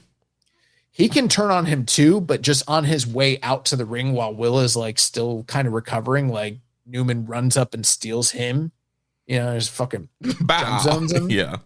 And then just goes on to his match and yeah. I don't know. How do you, or maybe they don't do the turn here. They don't do Okan and Hanare turning on him, but they make it pretty clear like that the tide has turned, and those two guys that were protecting him from a chair shot in January, that relationship's dead. It doesn't exist. So that, right. Well, maybe, and also this match is right before the title match. So depending on the outcome, like Ospreay might not be ready to corner Newman the whole match. So maybe you have a thing where like Ospreay's there not to stop him from using a chair or something this time. He does it, wins. Ospreay runs out from the back, all annoyed, like, bruv, like, yeah, you won, but you didn't prove anything. You had to use a chair, bruv. And then that's when they give him the old the Triple H thumbs up, thumbs down, and drop that man. Well, what it really will be is it will be the Shield with everyone with their backs turned and cheering. And then, Callum Newman does his Seth Rollins impersonation. I was thinking that if they didn't do the turn here, but they like started teasing Hanari and Okan, we're fed up with this dude, we're not protecting him next time, that would lead to the next whatever show that they continue this on. I know he said Will said he can't really work Dominion or whatever. So I'm thinking like, all right, so they're getting back to this at Forbidden Door. But like I mentioned earlier, they don't like to totally infuse the kayfabe of New Japan with those shows that kind of keep it out of universe. Yeah, they do. I like the idea. Oh, go ahead. They do, but they did kind of set up the stage with the whole UE versus Death Riders thing. Right, and there's that too. But I like the idea that you kind of posited that it's like, no, we don't got to wait till the next show. Post-match, Will and Newman have issues, plus, Okan and Hanare are fucking pissed at him. They blame him for the loss, and now everything comes to a head. Yeah. And some other interesting things on the undercard, like you mentioned, I think the Taichi Uemura Hartley Jackson Oil match is very interesting for the tag title picture. Despy and Mystico versus Ichiban Sweet Boys in the non-title is also very intriguing. Because I kind of feel like a lot of things you could do from that. Yeah, I kind of feel like Despy and Mystico have to win, So do you do Ichiban Sweet Boys go to Mexico and defend at Fantastica Mania and get their win back? You could do that. I think you could also set up Mystico versus Fujita. No matter who wins. You could also set up Desperado and Mystico. They got differences, blah, blah, blah. So I think there's a few. Unfortunately, I love Robbie, but in terms of like who they're pushing right now, and maybe you get to, I know Robbie Eagles has worked Arena Mexico before, so maybe you could do him and Mystico, but I feel like of those 4 scenarios we just laid out, that's the least likely. Mm-hmm. But yeah, they could be working towards a tag title defense. That is a possibility. Yeah. Back to the main event. We had a couple questions here. Wukong 901. You know what I will say though? Because of, and we've talked a lot about this, Fujita with his status as the champion and, the question about his, how likely it is he wins Super Juniors and everything like that. The CMLL show is like June 19th. So it's well after Super Juniors. I just feel like because Desperado's not tied to anything, building to some sort of match between him and Mystico kind of makes more sense because you don't have to like base whatever's happening in June on what happens in May with the whole tournament and everything. Right. Yeah, that makes sense. So the main event, Wukong 901 says for Dominion is the likely main event Tsuji versus Callum. If that's the case, it's pretty definitive that Tsuji will lose to Andrade. If that's the case, how do they get Tsuji Callum with Tsuji losing both straps so fast? The way you could do that, and it's really the only justifiable way, is if you get them back into some sort of like personal interaction, and then Tsuji makes the claim, you cheated me. You didn't really beat me because you hit me with that low blow. Yeah. That's like the one, story way you could get there. But honestly, because I think because Andrade didn't beat Tsuji the first time for the white belt, it has sort of extended this whole timeline. I don't think you can safely get back to that title match in June for Dominion. Yeah, it's going to get really sticky. I mean, again, you could have Andrade cheat as well, and Tsuji just kind of be over it. Like, yeah, these United Empire guys. That's a good way. Keep cheating me out of my title offenses. I'll get back on Andrade, but I want to focus on Newman kind of a thing. Like, you can do that. Yeah. Again, it's not the cleanest because, you would like Tsuji to probably maybe beat somebody in some kind of singles match and rebound before just, coming off 2 L's. But I think you can make it work if that's the plan. The other thing with that, too, is like, okay, they did a respectable house in Ryogoku, but now they're going to Osaka-jo Hall.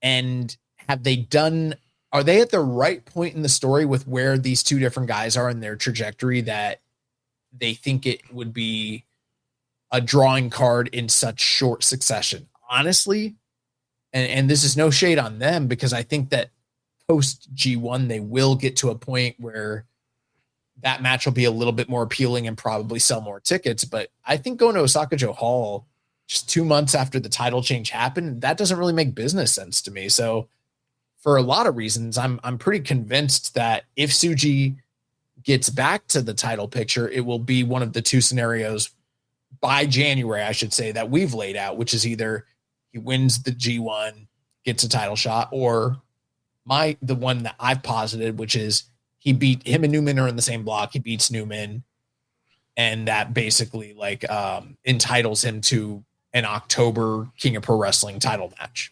Yeah.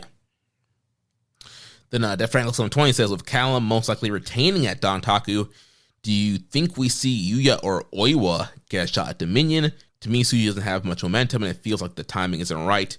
While for the past 4 months, Oiwa and Yuya have shown tons of growth, and both could easily challenge next before G1. I think you could. This would be on that side of things that you talked about, Jeremy, pushing guys, taking risks, and doing things that are unexpected. You could do Yuya as the next challenger, but I still have those same apprehensions I had before New Japan Cup, where I'm like, all right, you got a big show to do. You push this new guy. Who's next for him? Right. And I don't know that they have that dance partner ready to go. Maybe it's Will Ospreay. I know he says he's not working Dominion, but like maybe you get to that match by that point. Or did he float that out there so people think he's not working it, and then Newman turns on him and he's like, I gotta postpone the wedding. I gotta get my list. That's what back. I'm saying. Yeah. Yes, exactly that. Like literally, like he already told people I'm not working the date so that no one's anticipating that they're going to main event against one another at that point. Because other than that, it's like right now with everything that they've done post, I know it's just one tour, but post New Japan Cup, actually, no, yeah, this is the second tour since New Japan Cup that we're on. But it's like, who do they have waiting in the wings that they really built up well over these past few months to be the next challenger? Oh, there isn't anybody. No, there really isn't. So there is a part of me that's like, okay, I guess you could go, Yuya, he's the guy kind of floating around. He finaled in that tournament and, be a little ballsy, but I don't know that it's going to work in terms of like selling tickets and getting the kind of reaction they want. They'd probably have to really build the hell out of that match and do a really good series of like promos and angles and stuff promotional to get it to where it would need to be. But the other alternative is you do the first match between him and Ospreay at Dominion, and Ospreay, like Cody Rhodes and like Bryan Danielson, he likes to lie. And, yeah. So, which is what I would like to see that more personally. Yeah. I mean, I think that would be the most well built up next most logical thing for Newman. Outside of that, like, yeah, you could go back to the Yuya thing. There's Umino, who's kind of not been doing anything, but they haven't really built him up for that. I don't know, unless there's Aaron Wolf. That man's gonna be getting the Never title back. Yeah, I can't think of anybody else who I think would be intriguing enough for a Dominion level main event. The other question is, if they did do Will and Callum, are they going to realistically do an all white man Dominion match? You know what I mean? Right. Yeah. In the main event. I don't know. I do kind of like how there is this dichotomy that exists though right now, because the big two, based on just where we're at today, would essentially be, Tsuji and Newman, and they're headlining the two opposite days. So we've already kind of made this comparison, which will be the better match. Kind of reminds me of like the heyday of like, all right, Okada's over here. And obviously this is totally different levels, but like Okada's over here having his match. Now Kenny's over here with the red strap, and they're trying to like, or like when Brett and Shawn throughout like 1995, they have a secret, rivalry going, even though they're not wrestling each other. It's like, who's outperforming who night after night. I want to be the fucking guy, Yeah. Yeah, well, I think it makes it great. So, yeah, we'll see what happens. I guess we have a little bit discounted Zach. Is there any way Zach could get prepped? Yeah, I mean, he's been off this tour. Yeah, I mean, but again, would Zach be heated up enough for Dominion main event? And again, it's another white versus white. But I mean, Zach can easily be a credible challenger in general. White crime. But is it the Dominion match you want to do? I mean, maybe. But yeah, Zach is definitely somebody that can challenge. He was just a name that there's a lot of reasons they probably wouldn't do that. But I was thinking like, who are like the former champions that, I don't know. Why don't you do Takeshita and Newman? Let's do that shit. Hey, here's an idea. How about Goto? Especially if you have Bishamon and Bolton retain. What if Goto pins Ospreay? And then you do Goto versus Newman. Part of the reason Ospreay's in these matches is to not have to take any pinfalls. You know what I mean? Yeah. There's no way Goto. Bro, there's some sickos out there right now that like love that idea. Yeah, they were like Goto. Oh yeah, like you have brought the 2019 Goto apologists, and then the wide range of like Ospreay haters, and they're like the Venn diagram that it has crossed over right now. Yeah, they're also in there, like, doing the Goto. Yeah. Oh man. I remember some dude. Remember like in the heyday of like content creation, where like New Japan wasn't DCMAing like everybody or whatever. Yeah. Some dude did this like video. What do they call it? A video essay on like on Goto and like why he needed to win the title. And this is like 2018, 2017, something like that. I remember like it was long. It was like 30 minutes. And like the first point he made, I was like, fuck yeah. Like the second point was like, fuck yeah. And then the third one was like talking. It was literally just like slander on the Elite. And I was like, no, bro. Like this guy. This is terrible. Yeah.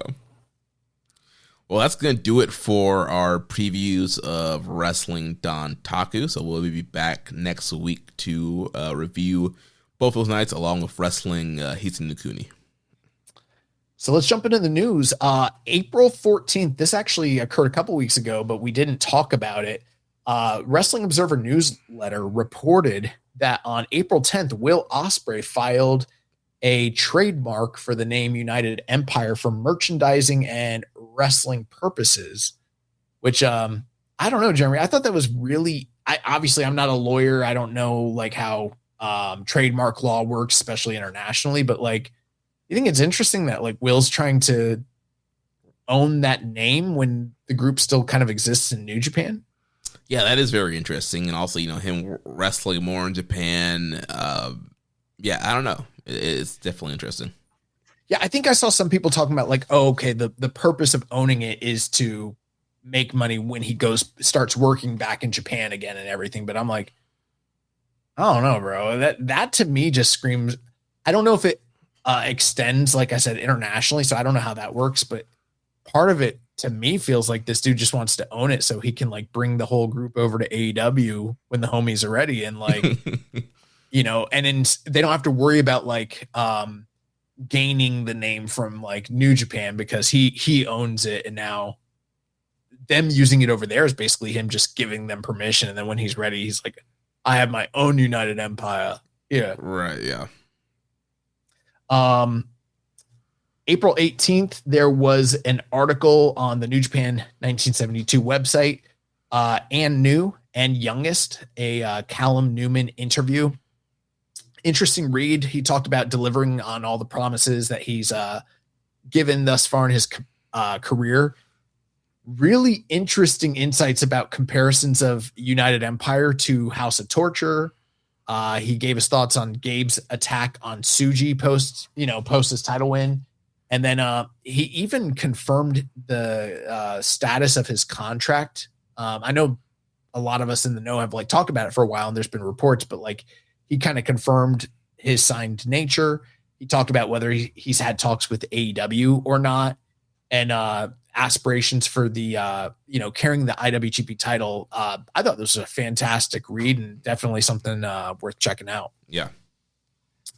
In a joint press conference on April 20th, Yano and Sasadango announced an NJPW, which will be represented by Team Yano, taking on DDT, represented by Team Sasadango, a 5 versus 5 gauntlet match for June 8th, 2026. And yeah, basically this is titled, or not titled, but what they announce is in the interest of sportsmanship, there will be a Wrestle Universe and New Japan World pay-per-view simulcast. So they've done this before. And, yeah, there was a show last year where wasn't it like a super long Yano Sasadango match? Right. And so they're kind of like building off that again and kind of, going to the well again. I don't know that we'll be covering this. We will not. April 22nd, it was announced that Gino Gambino will be returning to the English commentary booth for Dontaku. So we are so looking back. forward to that. Yeah. April 23rd, like I mentioned earlier, New Japan and CMLL have announced a return for the Fantastica Mania brand to Arena Mexico. This will take place on June 19th. Yesterday, April 26th, PW Insider reported officially that WWE has signed Evil, Takagi Wadani. I don't know what his name or gimmick will be there, but yeah, the reports are he wants to, do the Evil gimmick without the Evil name. So we'll see what happens there. Yeah, so we've kind of known that for a while, but like it made all the headlines. So I don't know, people that weren't in the know were posting it, but it's been officially reported. I think that he just now, like the deal is officially, I guess there was some hole up, it sounded like, where he hadn't been officially under contract yet, but I guess now he's officially signed and ready to come over, I guess. I don't know. I don't know if he was injured for any point of time under his contract, but part of me just hopes that like President Tanahashi pulled him into his office and he's like, we're adding some time for to your contract. You're not gonna be able to go away right away. You got no compete, pal. Yeah. Also yesterday, April 26th, Shuri, the current reigning IWGP Women's Champion, she retained her title in the defense against Megan Bayne at the aforementioned Stardom All-Star Grand Queendom event. Match getting good reviews, currently sitting at an 8.31 on Cage Match, and something I heard was worthwhile to check out. AEW and New Japan Pro Wrestling Forbidden Door tickets have gone on sale as of today. I saw a report that they sold 3,146 tickets for the pre-show or for the pre-sale, and they only had like 5K and some change. So they did a really good number for the first day, and those tickets should be on sale now at the time that you are listening to this recording. And finally, there was another write-up on the New Japan website. Real Global Man, Yota Tsuji, was interviewed. So like I said, the big two, they're kind of like the two guys they're focusing on the most. He gave his thoughts about losing the IWGP title, the injury that occurred with Gabe, and where that rivalry's headed. Thoughts on the rematch with Andrade. And he had some very kind of viral and interesting comments about the partnership with AEW, kind of echoing what he's been saying for quite a while now. Jeremy, I don't know if you have any quick thoughts on any of that. Yeah, I mean, like I mentioned earlier, it's the comments that he's been making and him not being happy, and people seeing, New Japan as, lower to AEW, and he thinks it hurts their guys when it's like, oh, they just leave to go to AEW and New Japan welcomes them back. And he's like, well, yeah, of course people are going to go and make more money and then come back anytime they want New Japan. So yeah, a lot of strong points, and I think a lot of valid points that he made. So yeah. That's going to do it for the news. Jeremy, what, I know we got a couple questions here and then we can get out of here. Yeah, so Siamese Twin Cobra says, Young Boy mentioned possible outside Japanese talent signing with New Japan. However, how does this work? Is it anything like the States where non-competes play a role in how soon talent can appear in new promotions? Yeah, pretty close to that. I mean, we can't speak super in-depth knowledgeable about like the contract laws that exist in Japan. I don't know how all that works necessarily, but we've known for a while that like there are different levels of employship when it comes to these companies. Some guys are freelance and able to just come and go and do whatever the fuck they want. Some guys are like, you're a freelancer, but you're on a handshake deal and you're kind of like, you're on our roster, you're one of our guys, but if you want to take a date outside, you can, but you probably need to like go through the office. And then you have other guys that are like, they're fully contracted to companies, and like, in Japan, because of like the wide range of levels of different company size and roster, a signed deal in New Japan. We saw recently with Naito, he couldn't like make the announcement or anything about his date for Noah until the end of the year, probably having to do with like the stipulations of like the contract in New Japan. So they hold a little bit of weight when it comes to what guys can and can't do, versus like, I don't know if you're signed to like Freedoms, I don't know what that contract is worth. It's probably similar to like, the MLW contracts where they, they weren't worth anything. They're not enforceable. Right. They're written on with crayon. Yeah. Yeah, I think another interesting thing too with this whole thing is, there's their whole like tradition thing of like guys, usually if they come in a promotion, they stick with it, and it's kind of very disrespectful for guys to jump ship. And we see the whole thing where guys will like, temporarily go to America, like Taiji Ishimori when he left Noah, like going to TNA, like, oh yeah, I'm just gonna work America. Let's let me up. I'm done with you guys. I'm not going anywhere else. I'm going to America. Does a few shots and then comes back and joins New Japan. So a lot of times too, you will see guys kind of taking that loophole of working in another country to kind of void that space and then come back right away. Yeah. So I mean, basically, we said that all to say this is like there's different kinds of contracts, there's different kind of employment statuses, and they're not all equal. So hard to know. Like if they do bring in outside talents, maybe it's just a tryout. We've seen that in the past, but maybe, if we're seeing vignettes and, get ready for blah, blah, blah, then that will be an indication like, okay, they've got a contract on this guy. Yeah. Next question from Resolve Good. Any thoughts on Kurara versus Kamatani at Grand Queendom? Who and who? I mean, I'm familiar with Sai Kamatani. I have no idea who Kurara is. Who the fuck is Kurara? I think, from I heard that Saya lost a belt, so I'm assuming this person beat her for the belt. What? Some fucker that I've never heard of, Saya Kamatani. It's crazy. Yeah, I highly recommend. I'm sure Joshing Around will have a in-depth review of that show this week. So get your thoughts there. Guys, do yourself a favor. Like, unless you want to talk like 1980s, 1990s outside of New Japan, like, don't be asking us shit about other companies, especially now that Stardom's not even owned by New Japan. I don't want to talk about that at all. But no, for real, like if you're asking us a question about like DDT or like Big Japan or Stardom or Tokyo, bro, I don't even know who works there. Like, this is not Eastern Lariat. It's not Wrestling Omakase. We don't cover all that shit. Like talking Shinihan. It's really in blue. I don't know who Kurara is. Same.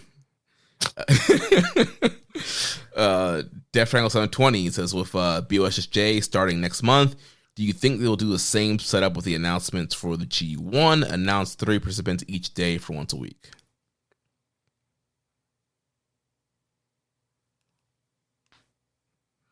Oh, Josh, looks like you are frozen.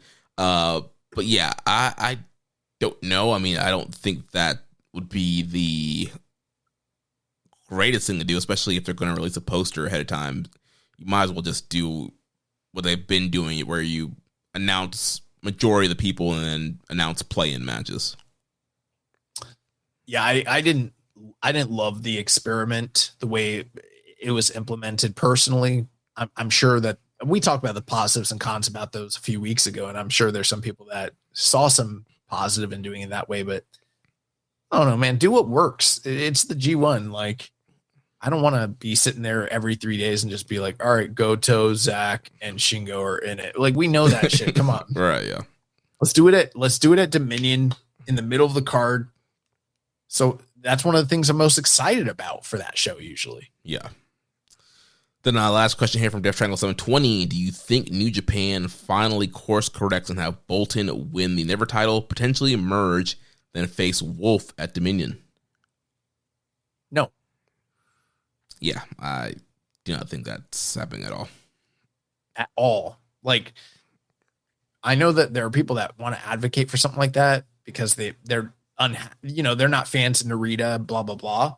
But it's like, if you just like bypass Narita at this point without Wolf getting his comeuppance, why did we have Narita even, everybody talked about how terrible a booking decision it was and the way it was implemented for Narita to beat Aaron back in February. The one positive that could possibly come out of it is him getting his comeuppance. If he never gets the comeuppance and then now we're just going to pretend like the Narita loss never took place and he just moves on to Bolton, it's like, damn, you're kind of doing a disservice to this dude Wolf here. Like, yeah, I think they're gonna cut and paste what they did at Wrestle Kingdom. It's gonna be on TV again, and it's gonna be the same story of him against the odds, facing how's a torture guy, and he's gonna win. Yeah, but this time Narita's gonna do a knee bar. You know. Yeah, I don't remember Evil doing a rolling knee bar. Well, that's it for the questions, and that's going to wrap the show up. So next week we'll be back to review both nights of Wrestling Dontaku and Wrestling Hizen No Kuni. And remember, if you want to watch our show live or listen without ads, sign up at patreon.com/KIStrongstyle. You can also make a donation by visiting socialsuplex.com/donate and click on the donate button under the Keeping It Strong Style logo. Make sure to connect with us on social media on X and Blue Sky. Follow us at KI Strong Style, at Social Suplex, at Jeremy L. Donovan, at YB_Josh and Liger. On Facebook, follow us at facebook.com/Social Suplex. On Reddit, I'm the Pro Black Guy. Josh is Keeping Strong Style. On YouTube, we're at Social Suplex. Join our Social Suplex Discord server to interact with us and other wrestling fans. And you can email me, Jeremy, at socialsuplex.com. Check out all those shows that we have here on the Social Suplex Podcast Network. One Nation Radio with Rachel Adler and James Boyd. All Things Elite with Floyd and Austin. Imps AEW Adventure. The Implications Matthew Mayer. Wrestling Art with Chris Sings. The AEW Match Guide with Sir Sam Brown. Tone Talk with Ali and Leah. The Trish and Sarah Wrestling Podcast. And Joshing Around with Tim and Eric. Don't forget to subscribe and leave a rating and review. And we will catch you next week on Keeping It Strong Style, the ace of podcasts. Ichiban. Thank you for listening to Keepin' It Strong Style. We'll see you next time.